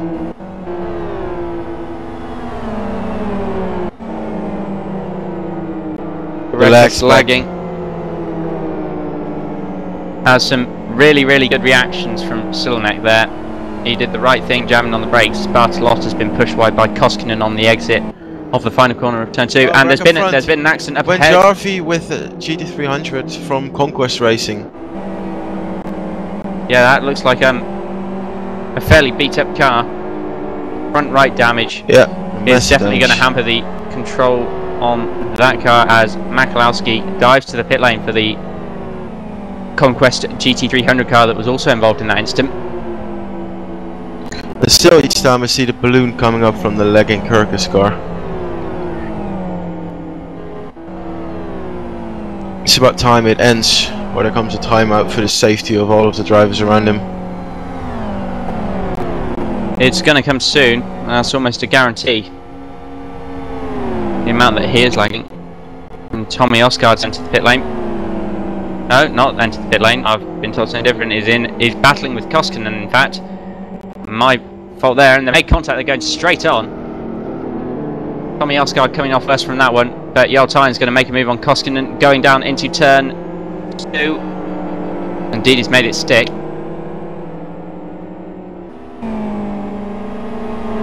Koskinen lets him go. Had a tight lift to avoid contact in the slightly right bend. Pikkonen now is going to try and make his way past them. In fact, Pikkonen is giving a push to Koskinen by the looks of it. Well, Pikkonen's on straight on. That's our first DNF of the day, as far as I'm aware. Bit of camaraderie between Pikkonen and Koskinen there, getting a push back up to Yaltine. Obviously, Koskinen and Pikkonen were teammates last time out at South City, where they won for Vortex Racing.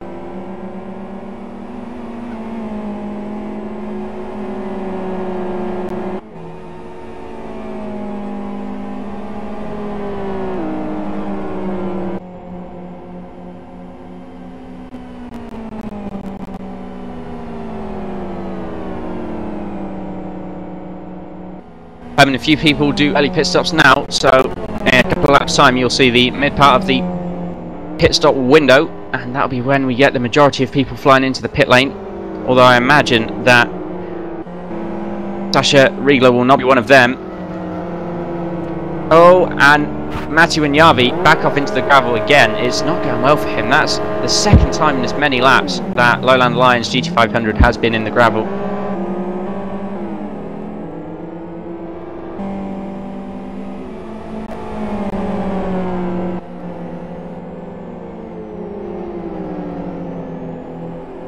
As Gisela, the pole sitter for the pole setter for GT300, takes over from Koskinen for Vortex Racing.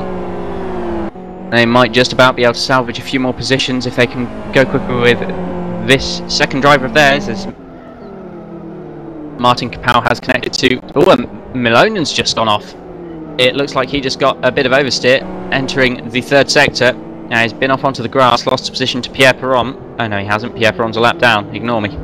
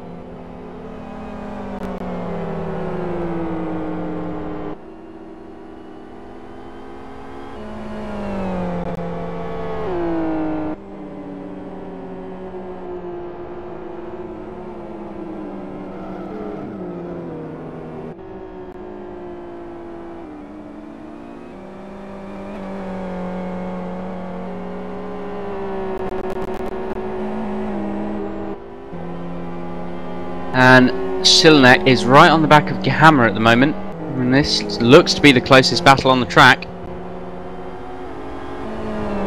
GT500, don't think Silnek's going to have a look from here, but he might be able to get himself a run onto the front stretch through the oval section. Gehammer's gone wide, so Silnek's going to throw one up the inside and get cut off just at the last second by Gehammer. Gehammer's tyres are very, very cold. He's sliding all over the track. Silnek's got a much better set of tyres on his car at the moment. And indeed, he's got the run. Down to the inside he goes. Gehammer has been brilliant with the timing on the front stretch though, so I imagine, yep, he's just about picked up the draft, and he's going to try and have a look back at Silnek later on, as Goik for Conquest sets the fastest lap of the race in GT500.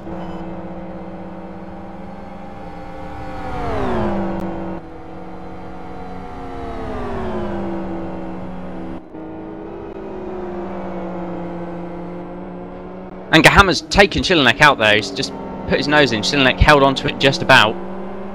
Far too late on the brakes from Gehammer if you're just sitting right up behind someone like that.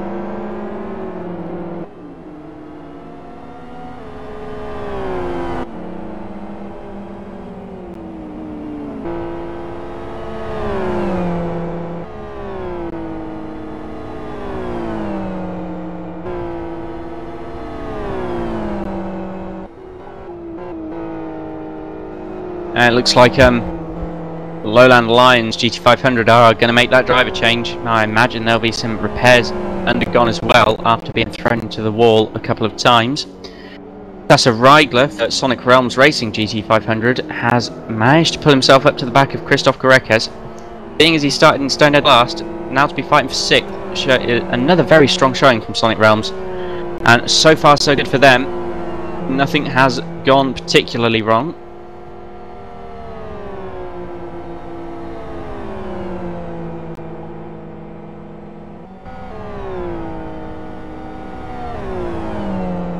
And Core retake the fastest lap that they held before Goik had stolen it from them.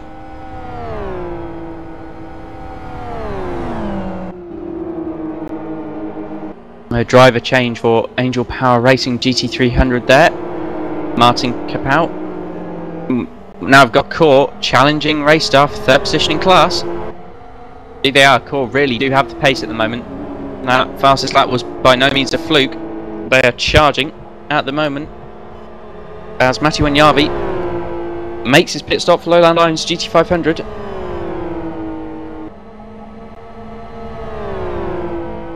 And finally we're going to get that lagging Caracas out of the car as Bert Knops has joined the server to take over the TDRT GT500 car.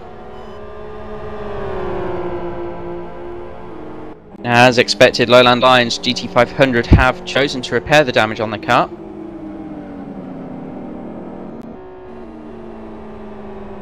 And apparently that change for TDRT was not scheduled. They've been asked kindly by the race administration to make the driver change because Christoph Greck's lag was just getting a bit too much for the cars around him to deal with.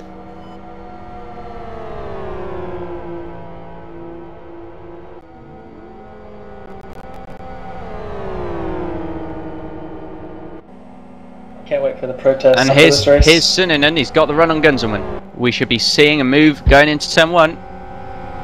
Suninen's holding it back, waiting for the ideal opportunity to slot back into the draft. There he goes. Oh, we just left it far too late there to decide which way he was going, so Gunzelman should just about hold the position for this corner. Suninen darting every which way behind him and now losing time, bogging down on the apex.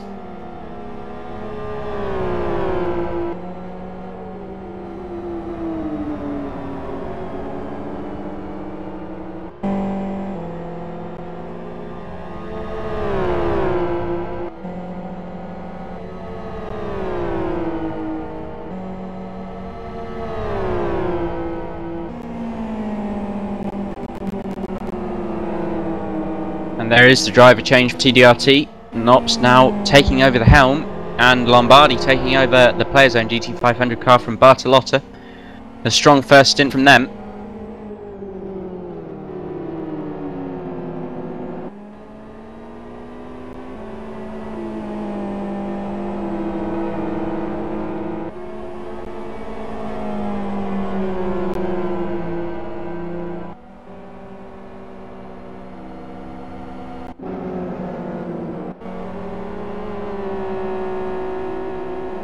And Core have crashed into Mafia Racing. That's a huge accident. Suninen just keeping it out of the pit lane. That was silly from the both of them. Mafia moving up the track, leaving a gap barely wide enough for a car. Core going for it, and then they both turn into each other. See that one coming from an absolute mile off.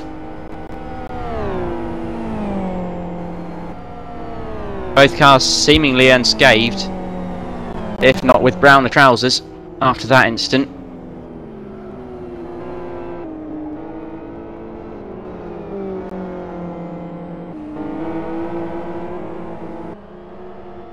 And Core making the changeover now, as Falk has joined the server to take over from Suninen.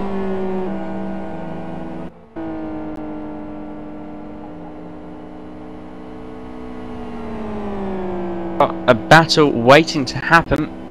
Third position in GT300. Ivanov for Genuine Racing has caught up to Morgan Trolley of Speedo. This could very quickly become interesting. 10th for second gained for Ivanov that lap. Neither car's showing sign of pitting, so hopefully this one will be allowed to play out on the track as opposed to in the pit lane.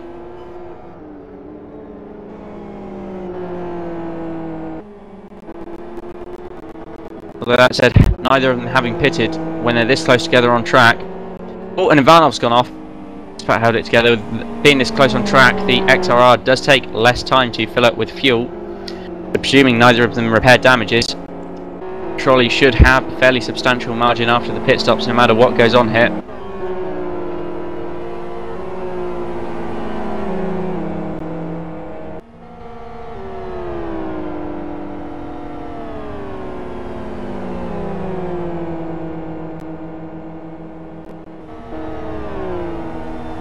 Vortex challenging Kapow or Angel Power Racing now. It shouldn't be too hard. Vortex definitely are more pacey than Angel Power Racing have been this race. This is just due to, well, various bad luck for Vortex and pit stops from both. Shorter pit stop obviously from the XRR, as was just mentioned. Stella should make it any corner now. He's going to go for a run here.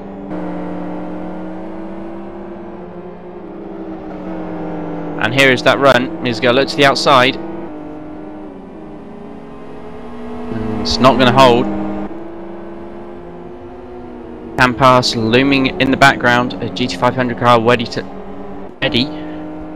Turning into Jonathan Ross there, ready to lap this battling pair right down at the back of the GT300 pack. Here comes Campas, had to back right the way off there. The outside is going. They're all very close together through this corner. Powell's up on the curb though, he's going to get no drive there, and so Gisela should make the move around the outside. Indeed he does, as we have got Belanzada, who has joined the serve to take over from Speedo GT3, well, take over for Speedo GT300 from Trolley, and Radek Radu, who has joined the serve to take over for the GTS Motorsports GT300 entry. There is Sininen into the pit stop for Core GT500, finally making their driver swap.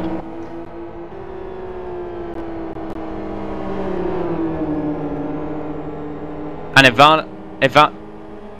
Ivanov and Trolley are very close together. Trolley is obviously about to come to the pit lane, but Ivanov's still looking to make the move, and Trolley's still defending his position anyway.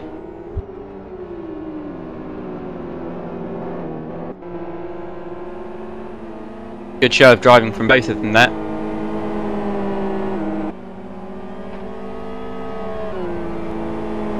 And there goes Trolley straight to the pit lane for their driver change.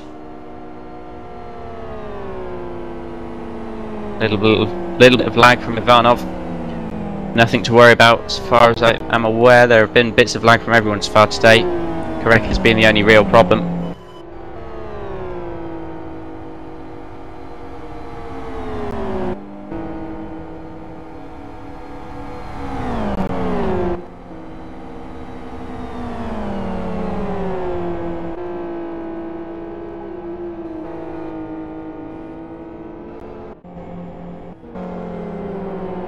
Goiki in the pit lane for Conquest GT500. Someone's lagging out, and it's Trolley! Trolley's lagged out from a theoretical second position in class. Third position even. Sitting in the pit lane. Fortunately, already a driver in, so they are straight back out into the fray. And we'll have to wait for a couple of laps for that to cycle through, and then the tracker should tell us where they actually are. That might have actually been a good break for them. If they're going to time out, that might have been the place and the time to do it. Indeed, they were past finish line. I'm being told if they're past finish line, it's a good break, and they were. Their pit box does fall after the start finish. The start finish being fairly early on.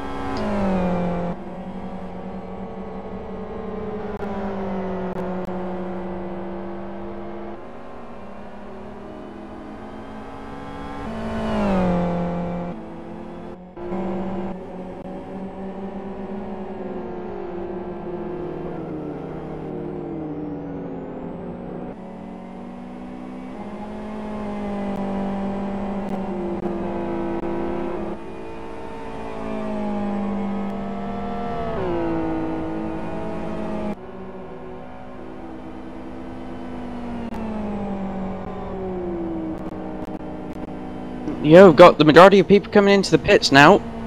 Sudden rush of people joining the server. There's Tormula for Genuine Racing making his first stop. We've got people in for... Ooh, who's number 70? We've got Scuderia Gas ready for their driver change. We've got Sonic Realms GT300 ready for theirs. And Genuine Racing GT300 ready for theirs. Sean Williams also joining the serve to take over from James Peace at Vires. Currently they're running in second. That's Dominic Engel who's taken over from Yoni Tormula. And there we go. Here's Janeltis, who's had a action error there. Rilo already in the pit stop. Waiting for the changeover. Sonic Realms has had the same error again. Surely not. Surely Sonic Realms are not going to have this bad luck. Race after race. They're still sitting there. That pit stop is indefinitely finished at the moment. We've had Andries Pavarsheim out, and Riegler's carried on. Riegler's had to continue going. What a bad break for Sonic Realms Racing once again. luck just is not on their side in this league, at least not in the GT500 class. Now they've lost Tiger Express Motorsports from the fray in the GT300 class, as Andries Pavard has joined again. Surprised that they've not gone for their driver change at this stage. 56, there we go, we've got Core, C. Kistner ready to take over from Barbosa. Hopefully they're going to retain their lead that they currently hold. James Peace will also be pitting. John Williams is going to be taking over that car. Be interesting to see how he goes. And we've got Javansu in, ready to take over from our GT500 leader Isaac Price, who has done an absolutely stunning job of this first stint. He got into first position early on and he's stayed there. He's just run a really solid race. Hopefully Javansu can carry on with that.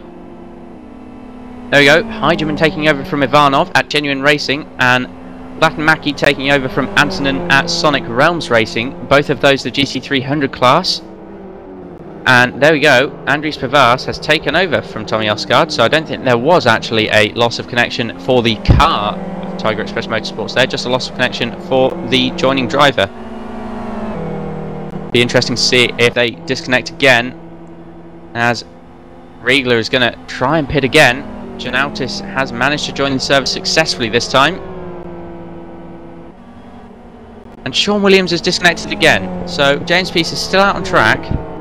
And I wonder if they're going to get in trouble for this anytime soon, because there are lots of people trying to connect. I'm not convinced I want people on here connected if they're not taking over the car in a set number of laps.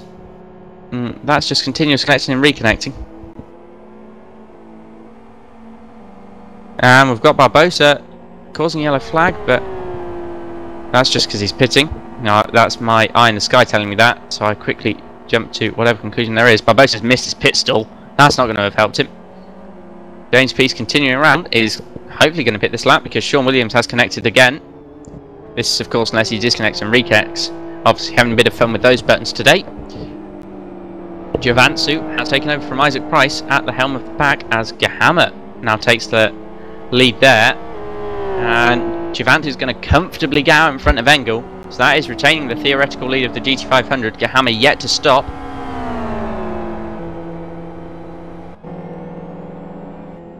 There is the driver swap for poor GT300. Kistner taking over.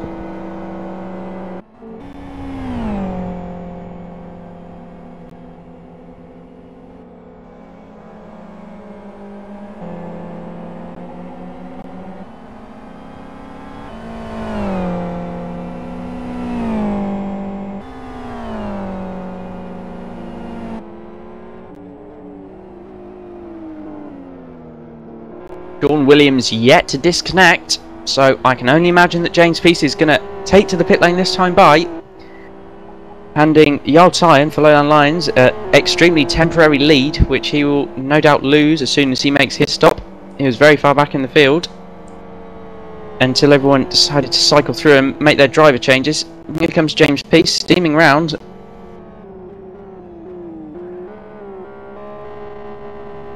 Slowing down nicely for the pit stop.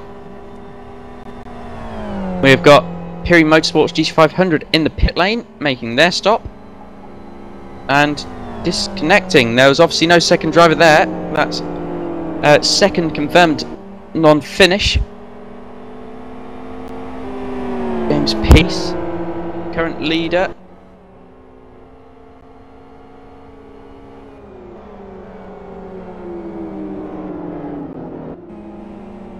Well, we've got a battle.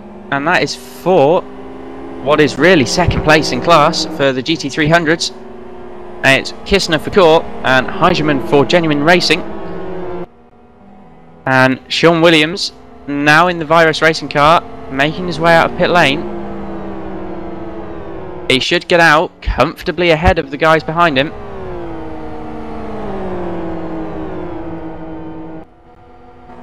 So here's Genuine Racing making an early look to the inside, a bit of contact, and foul to the outside.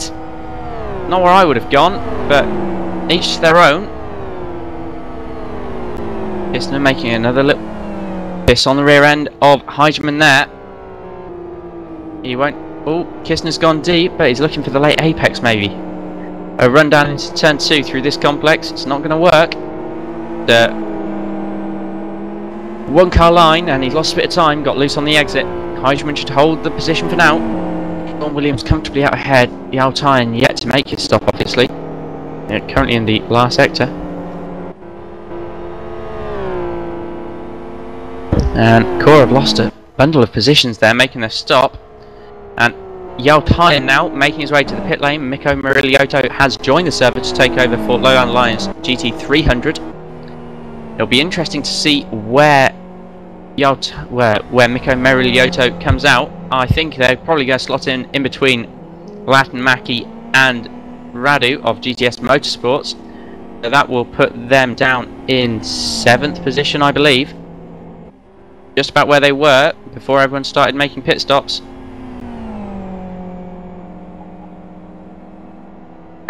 Bjorklund spun! Bjorklund's round!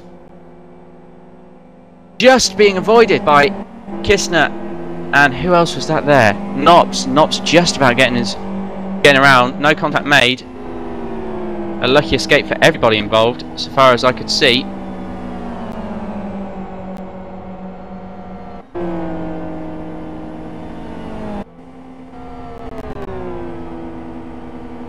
Here goes Miku. Indeed, he is going to slot in between Sonic Realms Racing and GTS Motorsports.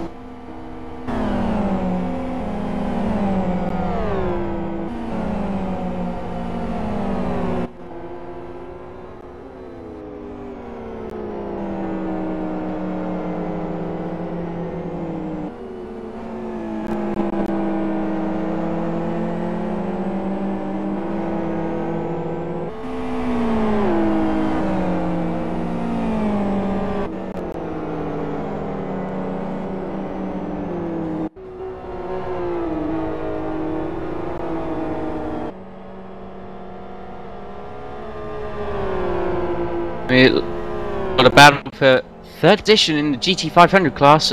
We're getting ready to take place as Daskovic for Conquest has made some real headway on Severin for Raystar Convertible.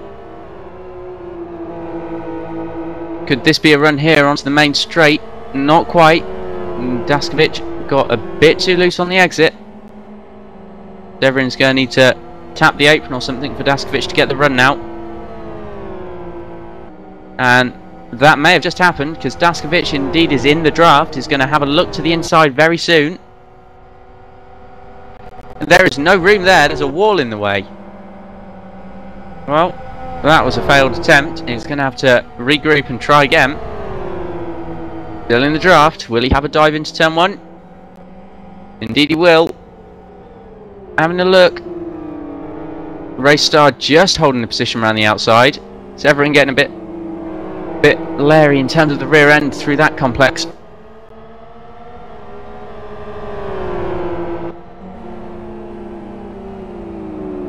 Very good point made from my eye in the sky. Core will only catch up whilst these two battle. Indeed, Core did catch up by a solid 10th of a second in the first sector alone.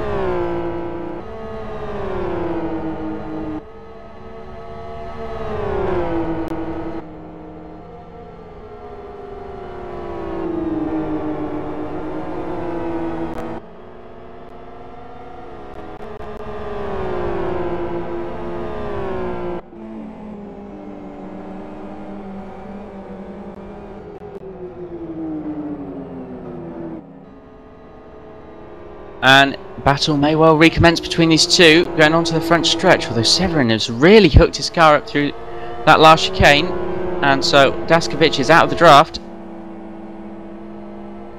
But he's obviously running lower wings, because he catches straight back up, and here is the draft again. So round 2 for these two. Let's see if the outcome is any different. Daskovic going to the outside this time. Again, just going for whichever side has got the least room. He's made the pass. Will Severin be able to keep with him? Just about.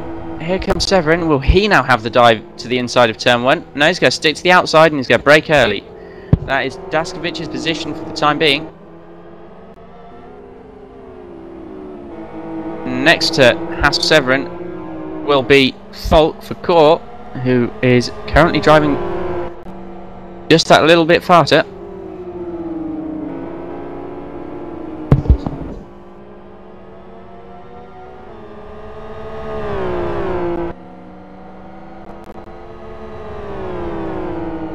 Sean Williams is now lagging for Vires. Huge lag spike just then.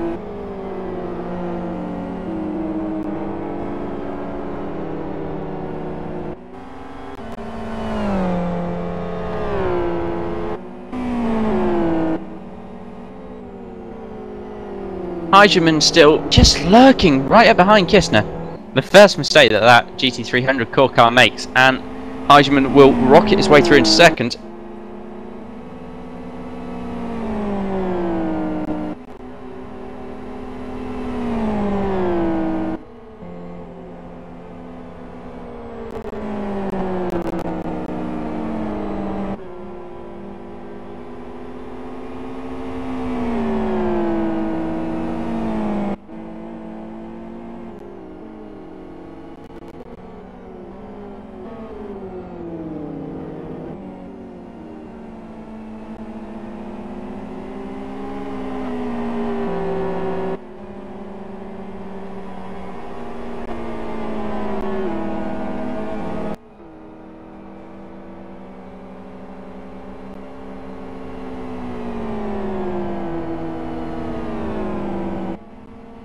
Okay, just whilst everyone's having a little breather from trying to crash into each other, run through of the field. Oh, the top 5 of each class would probably be better, that way I can cover both of them.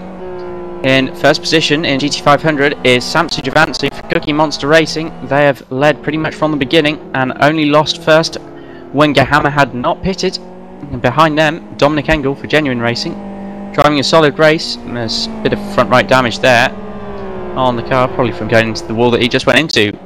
Behind him in third position is Daskovic for Conquest Racing, being followed still by Severin of Racestock and Vertical, and rounding out the top 5 in the GT500 class is Falk of Core, who, if he can keep his pace up, may well too bear down on Severin and take 4th position.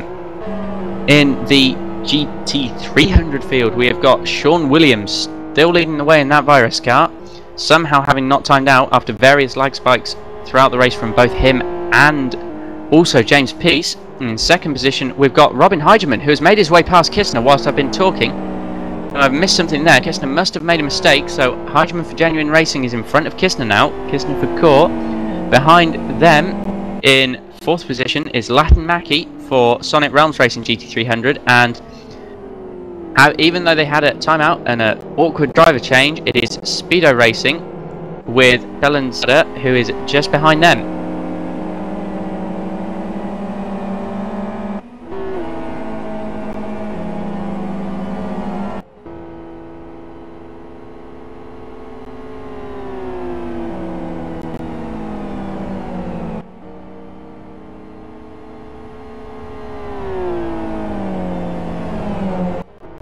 And Bjorklund's gone off, and that's going to let Renault Coots get right up behind him, I think.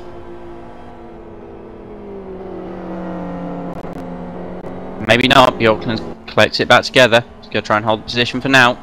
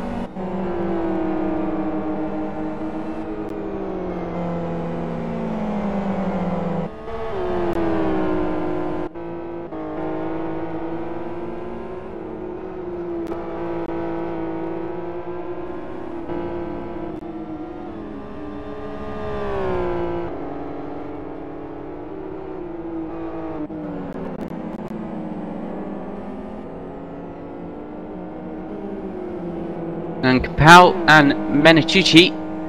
That's Angel Power Racing versus Player Zone, going too wide through that last section of track.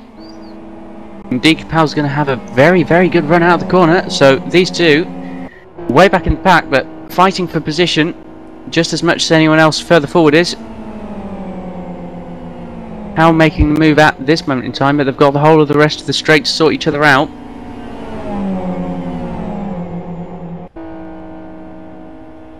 Here comes Menachicci to the outside, and Dominic Engel's going to go straight through the middle of them. Lovely shot there. And Menachicci's going to hold the outside. It's not the strongest part of the racetrack to be on. If he brakes late, he could theoretically make it around the outside here, and he's gone to brake late. And indeed, he's made it around the outside. What a brilliant piece of driving from Menachicci there. Kapow fighting back straight away, but the moment really is Player Zones to hold, because that was a fantastic pass. Kapow looking for a cutback here. He might just get it. Huge run off the corner again. He's looking for the inside. Yeah, he's got it. These two swapping positions all the time. Menachicci's going to hold on to it for another corner or two by the looks of it.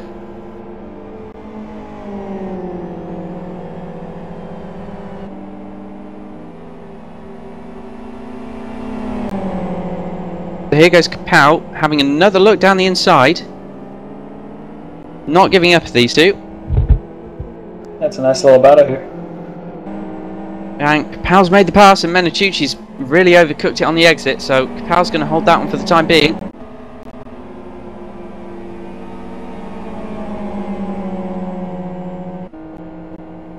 Good job there from Angel Power Racing to just about keep hold of the position.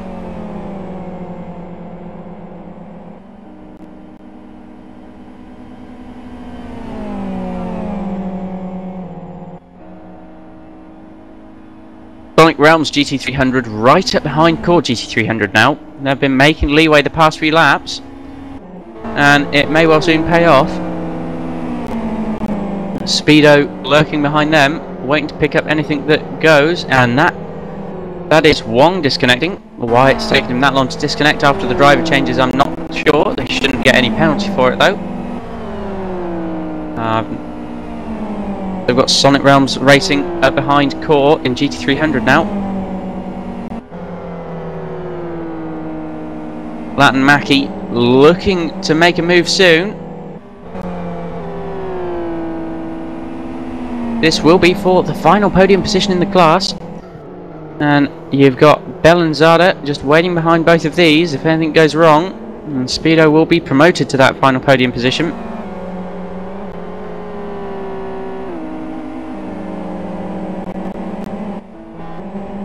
Ooh, even closer. GTS Motorsports have caught up to Lowland Lions in the GT3, so that is Radu and Meriliotto. Radu making a mistake on the exit of the complex, and Meriliotto should just about pull out of the zone in which Radu can collect the draft. Garbalowski not far behind them.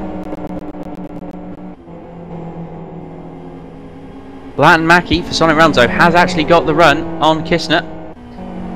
There could very well be a pass here. Oh, having to opt out at the last second. Kistner holding his line, rightfully so. Latin Mackie not reading that one well. Kistner very, very far to the inside. Can Latin Mackie make it round the... No, Latin Mackie's been tapped into a spin. Oh, Speedo's tapping him up the backside there. Keeping them all spread out.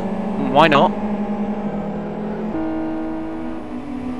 And now Garbalowski pressurising Radu.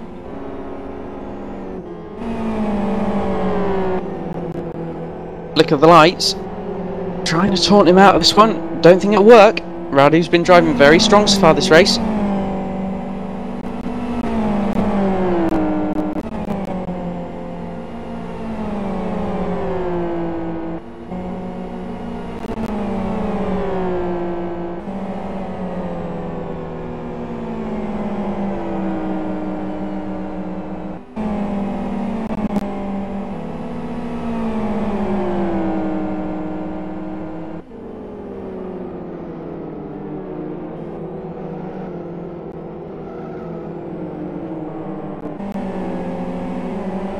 So, Garbalowski looking to get a run now.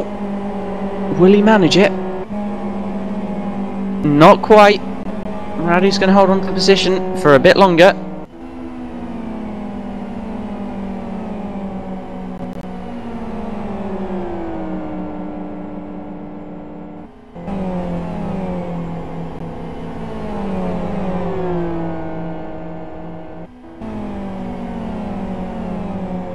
Everything a bit more quiet now.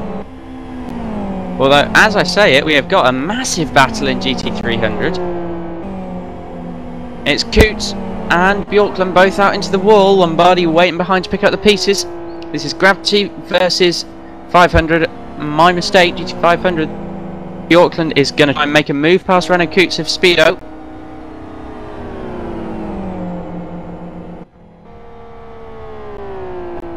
Bjorklund trying to time it again.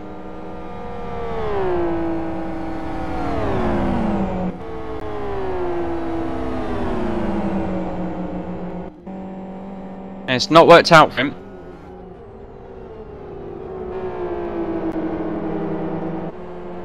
Running wide, that's letting Lombardi catch up.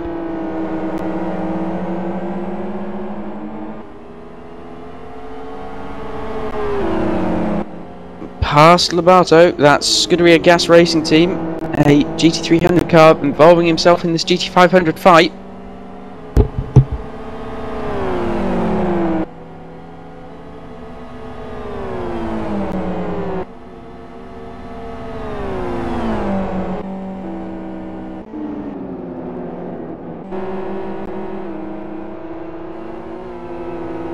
Back in the GT300 pack, another battle has decided to take place, and it is Andries Pavas and Gisela, that's Tiger Express and Vortex, battling away with each other. Also looks like in the GT500 that we've got TDRT and Raystar Convertible challenging each other for positions.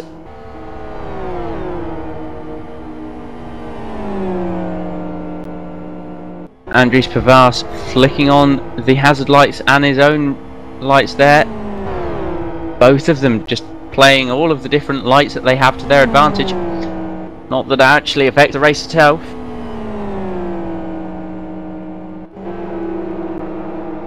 And now Nops is about to make a move on Severin of Raystar Convertible. Falca's obviously made his way past.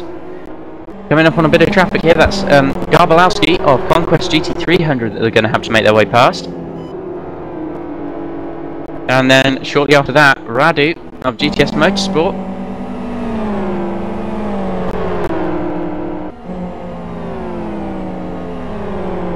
And just about made it through there. Bit of a tight squeeze. And now past Mika Murilioto, currently running in 6th position below land lines in GT300. Making their way around him, plenty of room given by all parties involved. And Nops surely is going to look for the run going on to the oval section. He's overcooked it though, and so Severin's going to get to keep that position for a bit longer. Some weaving going on up ahead, and it's just Core making their way through on the GT300 3rd and 4th position cars. Eigerman has really broken away from Kistner now. They were battling a few laps ago, but Genuine Racing cemented themselves in 2nd for the GT300 class, and also in the GT500 class they're fairly cemented.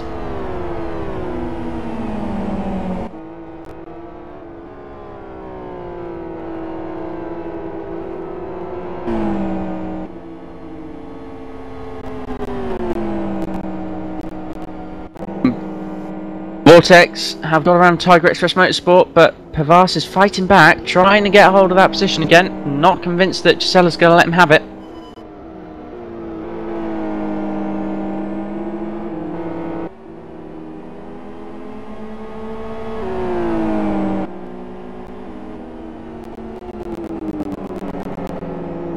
Further forward, players don't have made their way past Gravity in the GT500 class. Putting a gap between them as well. Nice bit of driving there from Lombardi, showing once again that he's definitely got the pace to be racing here.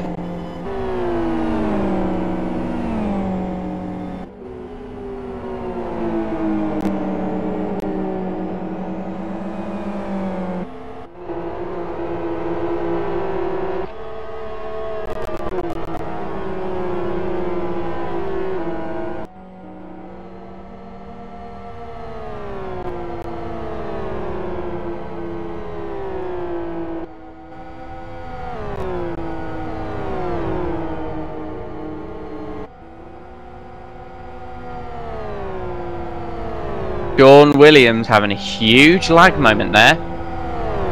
It's tense times for Virus.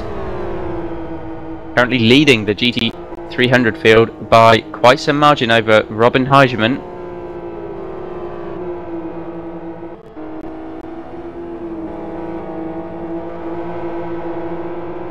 Got third to eighth in GT300, separated by only 4 seconds, but the real battle is on between Kistner, Latinmaki and Bellanzada, and that is the fight for third position. They're spread out by less than a second by the looks of it.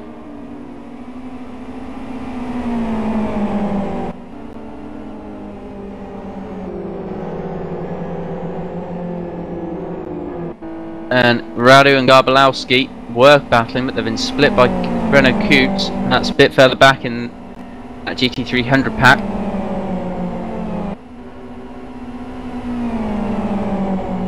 Now we've got Speedo getting ready to have a look at Sonic Realms for fourth position.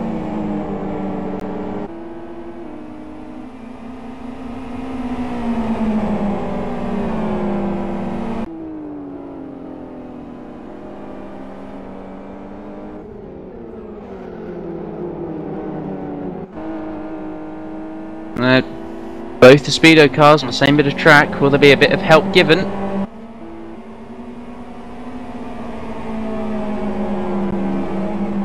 Nope, is the answer to that question.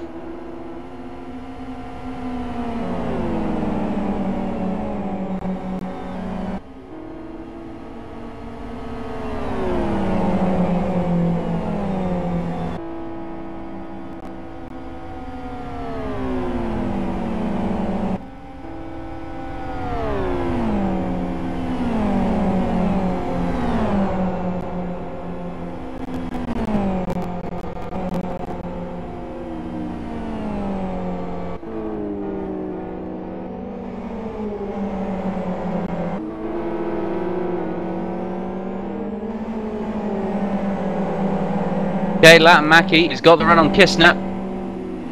He's looking to the outside. No one's managed it that side of the car and this corner yet this race. Bjorklund in the GT500 car is going to have to make his way past. And indeed he does so just about.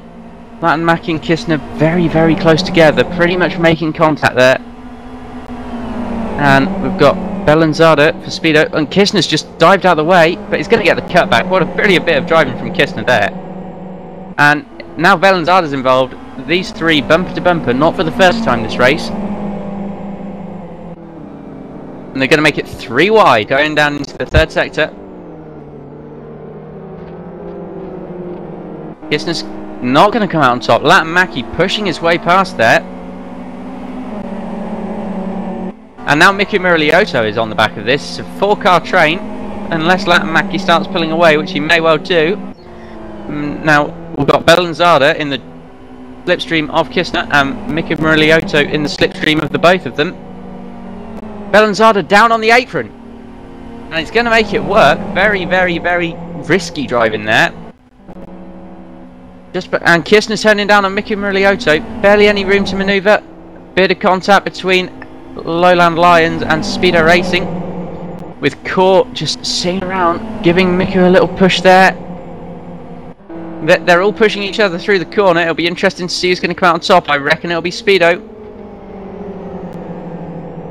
Indeed it is. Miku Muraliotto being pushed back to the rear of those three as Kistner gets the rear out, so Miku's going to have a look at him. And Bellanzada has been freed up somewhat, as has Latin-Maki. The battle is now between Miku and Kistner.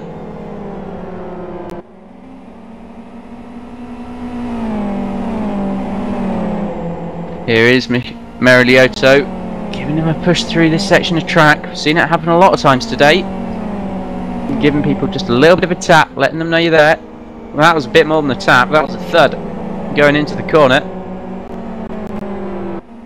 Muraliotto's really going to have to keep on it if he's to keep with Kistner now.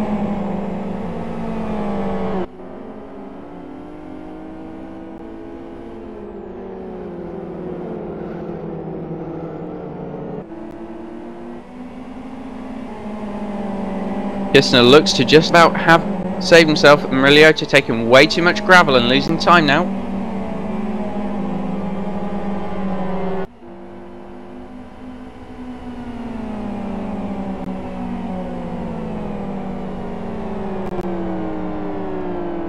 Garbalowski and Radu starting to get close together again. And we've got Ducella for Vortex coming up behind them.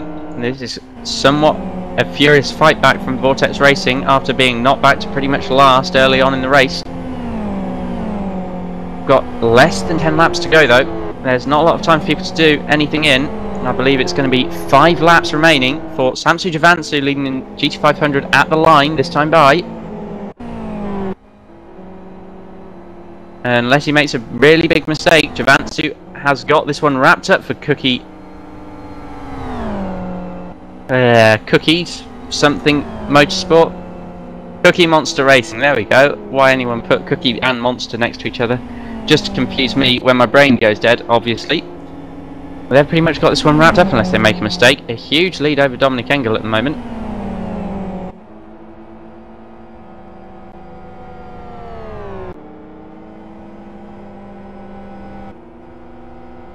And further back we've got Lobato challenging Menicucci for position. Relatively far back in the pack, but it's a good battle getting ready to take off.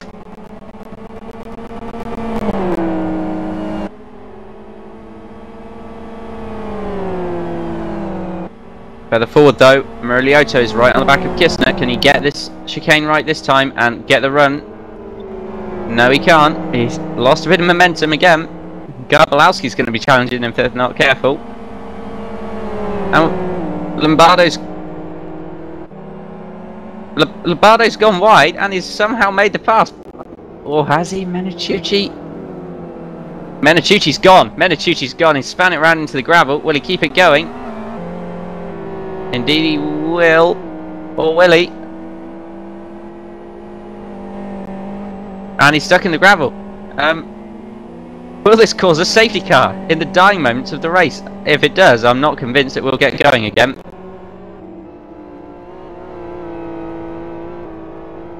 Jonathan Pickard has left the pits, and that's the push car. No caution, no yellow flag has been called at the moment.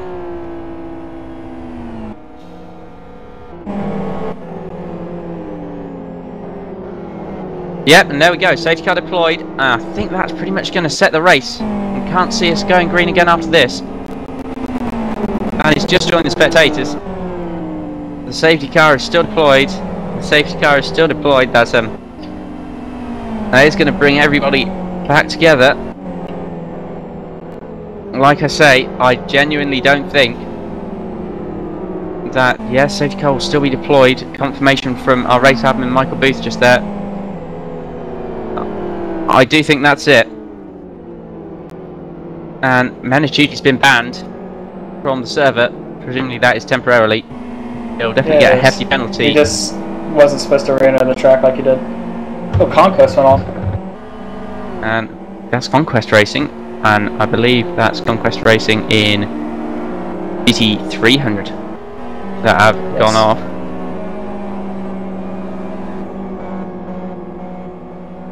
Say bunch up quickly, and we won't have a problem. Conquest for some reason slowing down here. Their GT300 car needs to get going. Yeah, so this is Isaac Price now collecting the safety car. If Garbalowski can pick the pace up, which he's not doing.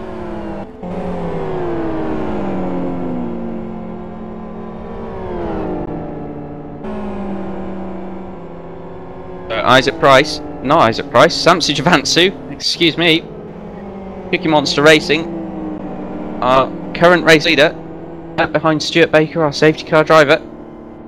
Everyone else will be filtering through, trying to line up.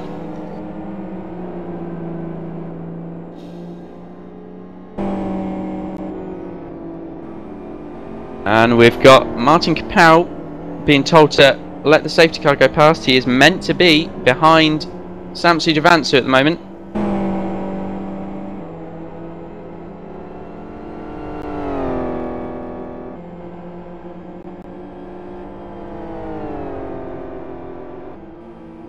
Yep, we're on. Nice bit of drifting there.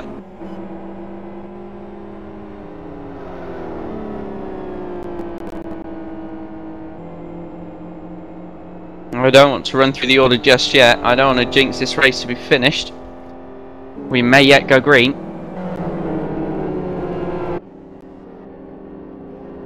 I'm not sure though. Anything could happen. I've seen races finish under safety car here. In fact, the GTAL race that we had here last year, that did finish under yellow flag conditions.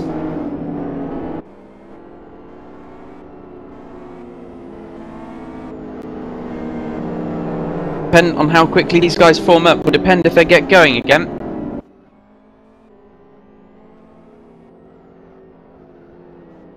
Now Isaac Price about to enter his second to last lap.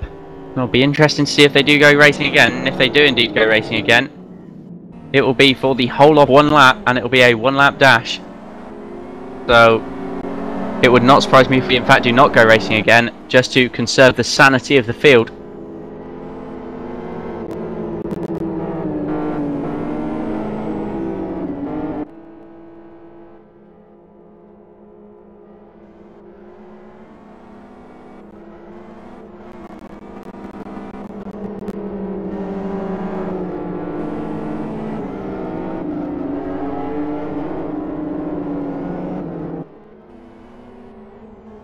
From the looks of it, the field will indeed have formed up during lap 57 of 58 of this race. So it'll be down to the admins as to whether this race goes green again.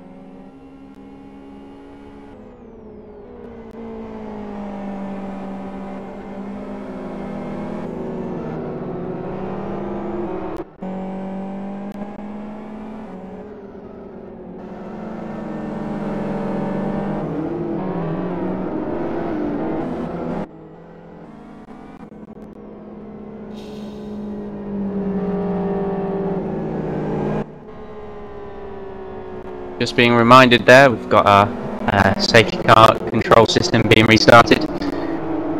That's not saying anything to do with the current status of the track.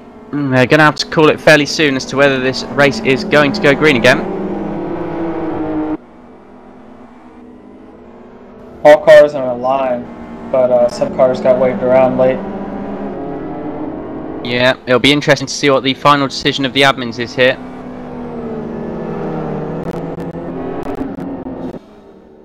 The safety car will go in this lap. We are going to have a one lap dash to the finish. Excuse me if I miss a few things going on here, because let me tell you, for one, lots will be going on. If you've tuned in and you've stayed with us this far, it's going to have been worth it, because as a viewer you're going to see a lot happening in this last 2.5 or so miles of the race.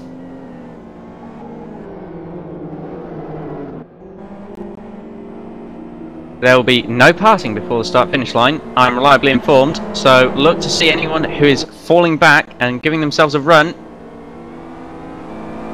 Isaac Price, no, Isaac, honestly Oscar, Samsu Javansu has now gone, the green flag has been waved, and everyone is racing again.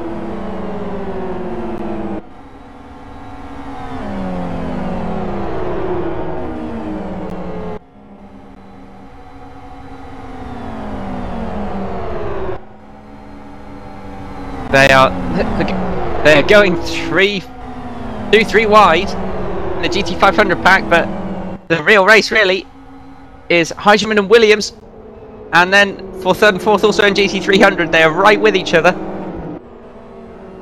There's been a huge crash in the GT300. There's cars still littering the track, and it looks Looks like our GT300 leaders have just about made it through. Oh my goodness, that's far too close for comfort. Will Heigeman hold this? And we've got Sonic Realms involved. And Janautis! Oh my goodness, what are you doing, son? And now the two Sonic Realms cars hampering each other. Robin Heigeman has somehow pushed his way up to the lead pack. Here comes Robin Friscops and Janautis. Janautis is just driving a bit too aggressively at the moment. There's a yellow flag up ahead. And it's Dominic Engel, and Janautis has gone. Cars just littering the track literally everywhere at the moment. There will most definitely be angry people, those that have lost out. Dominic Engel is out of the race, unfortunately.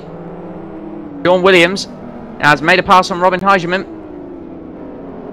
Heigeman, all round, generally quite clean racer. Will he keep it clean to the end here? He's going to have the draft of Sean Williams. So this is the one to watch. Samsu Javansu is going to win in GT500. And though he has, Daskovic's going to come home in second. The real race that I'm watching at the moment is the race for the lead in GT300. Heigeman looking every which way. He's gone to the bottom. Will Sean Williams give him the room? It's going to be very, very close at the line. And Sean Williams has taken that lead. Taken that win by, it must have been a couple of hundredths of a second. That was incredibly close. Wonderful, clean racing from the both of them. Going to quickly run you through the finishing order. That is, well, it's obviously provisional. We don't know what has happened during that last lap. Far too much for me to keep up with. For one, Samsu Javansu, Cookie Monster Racing have won this race in the GT500 class. In second place there was Daskovic for Conquest Racing, closely followed by Renault Kooks, who has come from absolutely nowhere to take third position for Speedo Racing in GT500. Lombardi Player Zone, fourth position. That's a brilliant result for them. And Burton Ops running out the top 5 for TDRT. For Yorkland, for Gravity, is behind them. Severin for Raystar Convertible and Falk. Behind them is Friscops, Janautis, Krompus and Pierre Perron for LFS France. Rounds out the GT500 with Dominic Engel currently not confirmed as a finisher, but he will surely have finished behind, I believe it's Krompus. So here looks like it in between Krompus and Perron. Sean Williams, of course, by a whisker, taking the win in the GT300 class. Heigeman just behind him, a brilliant race from the two of them. Latin Mackie has come in third position for Sonic Realms. I believe I couldn't quite get. Oh, they were all crashing into each other on the cooldown lap, which is silly, but there you go. I also believe that Heigeman might be out of fuel, which would be interesting. Where did I get to? I believe that Bellanzada for Speedo put himself in between Latin Mackie and Krishna to come fourth, and Kistner for Core being fifth. Merlioto for Leyland Lions was behind them. Gisela, a very good fight back from Vortex after a dodgy first few laps. Pavas for TEM behind them. Garbalowski, Radu, Labatu for Scuderia Gas, Kapal for Angel Power Racing. Parnanen, Malachios, and that pretty much rounds it out. A few retirements, but not very many. That last lap dash was, well, interesting to say the least. Heigeman is indeed out of fuel. He's been spun round. Not a lot that you can do from there. So we're going to have a few of the top 3 for GT300 at the line. And the top 3 for the GT500. Very impressive for Speedo to come from nowhere. And all-round good job from everyone. I would not want to be near Dominic Engel at the moment after such a good race for Genuine Racing in GT500, being spun off on that last lap dash. He's got to be fuming at the moment. I wouldn't want to be in the team speak with him. Sean Williams doing donuts around the GT500 winners. All in all, very, very impressive race as the Sonic Realms drivers have a go at each other.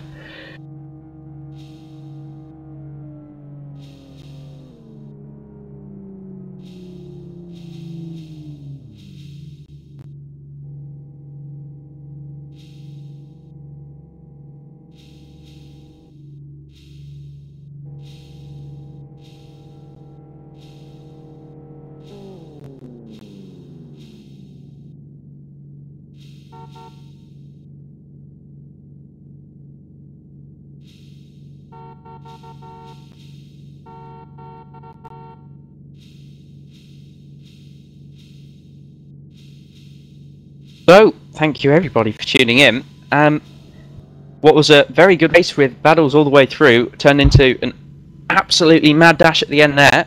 Very interesting for me to watch. I hope it was interesting for all of you to watch. Had a few people on board in the commentary box today. Philip Diaz and Rudy Van Buren have popped in at times to give me a hand. Chris Ford obviously running the show earlier on in the qualifying race. Really good job there. Samsu Javansu and Isaac Price dominating the race. They really would have won by a lot more than 1.3 seconds had there not have been that last minute safety car. Dominic Engel, as I've said, is disconnected. Unfortunate really for him, but it's the sort of thing that does happen when you have a last lap dash like that. So Heijman has pitted, made his way to the finish line. We've got the photos for the top three undergoing at the moment. Next round, I just need to quickly go and find out what that is. I'm not anywhere near as up to date with this league as I'd like to be.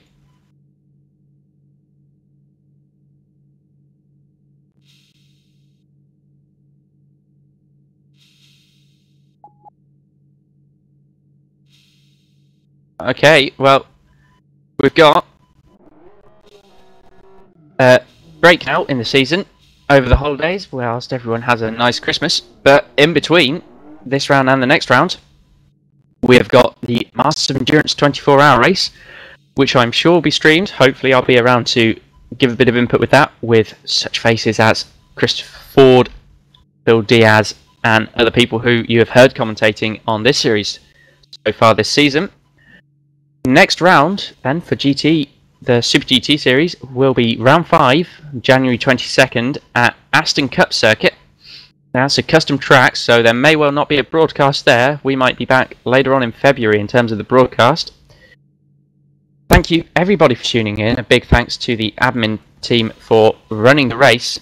And well done to all of the drivers who have finished in the points and on the podium. I've been Oscar Hardwick. I'll see you in the future.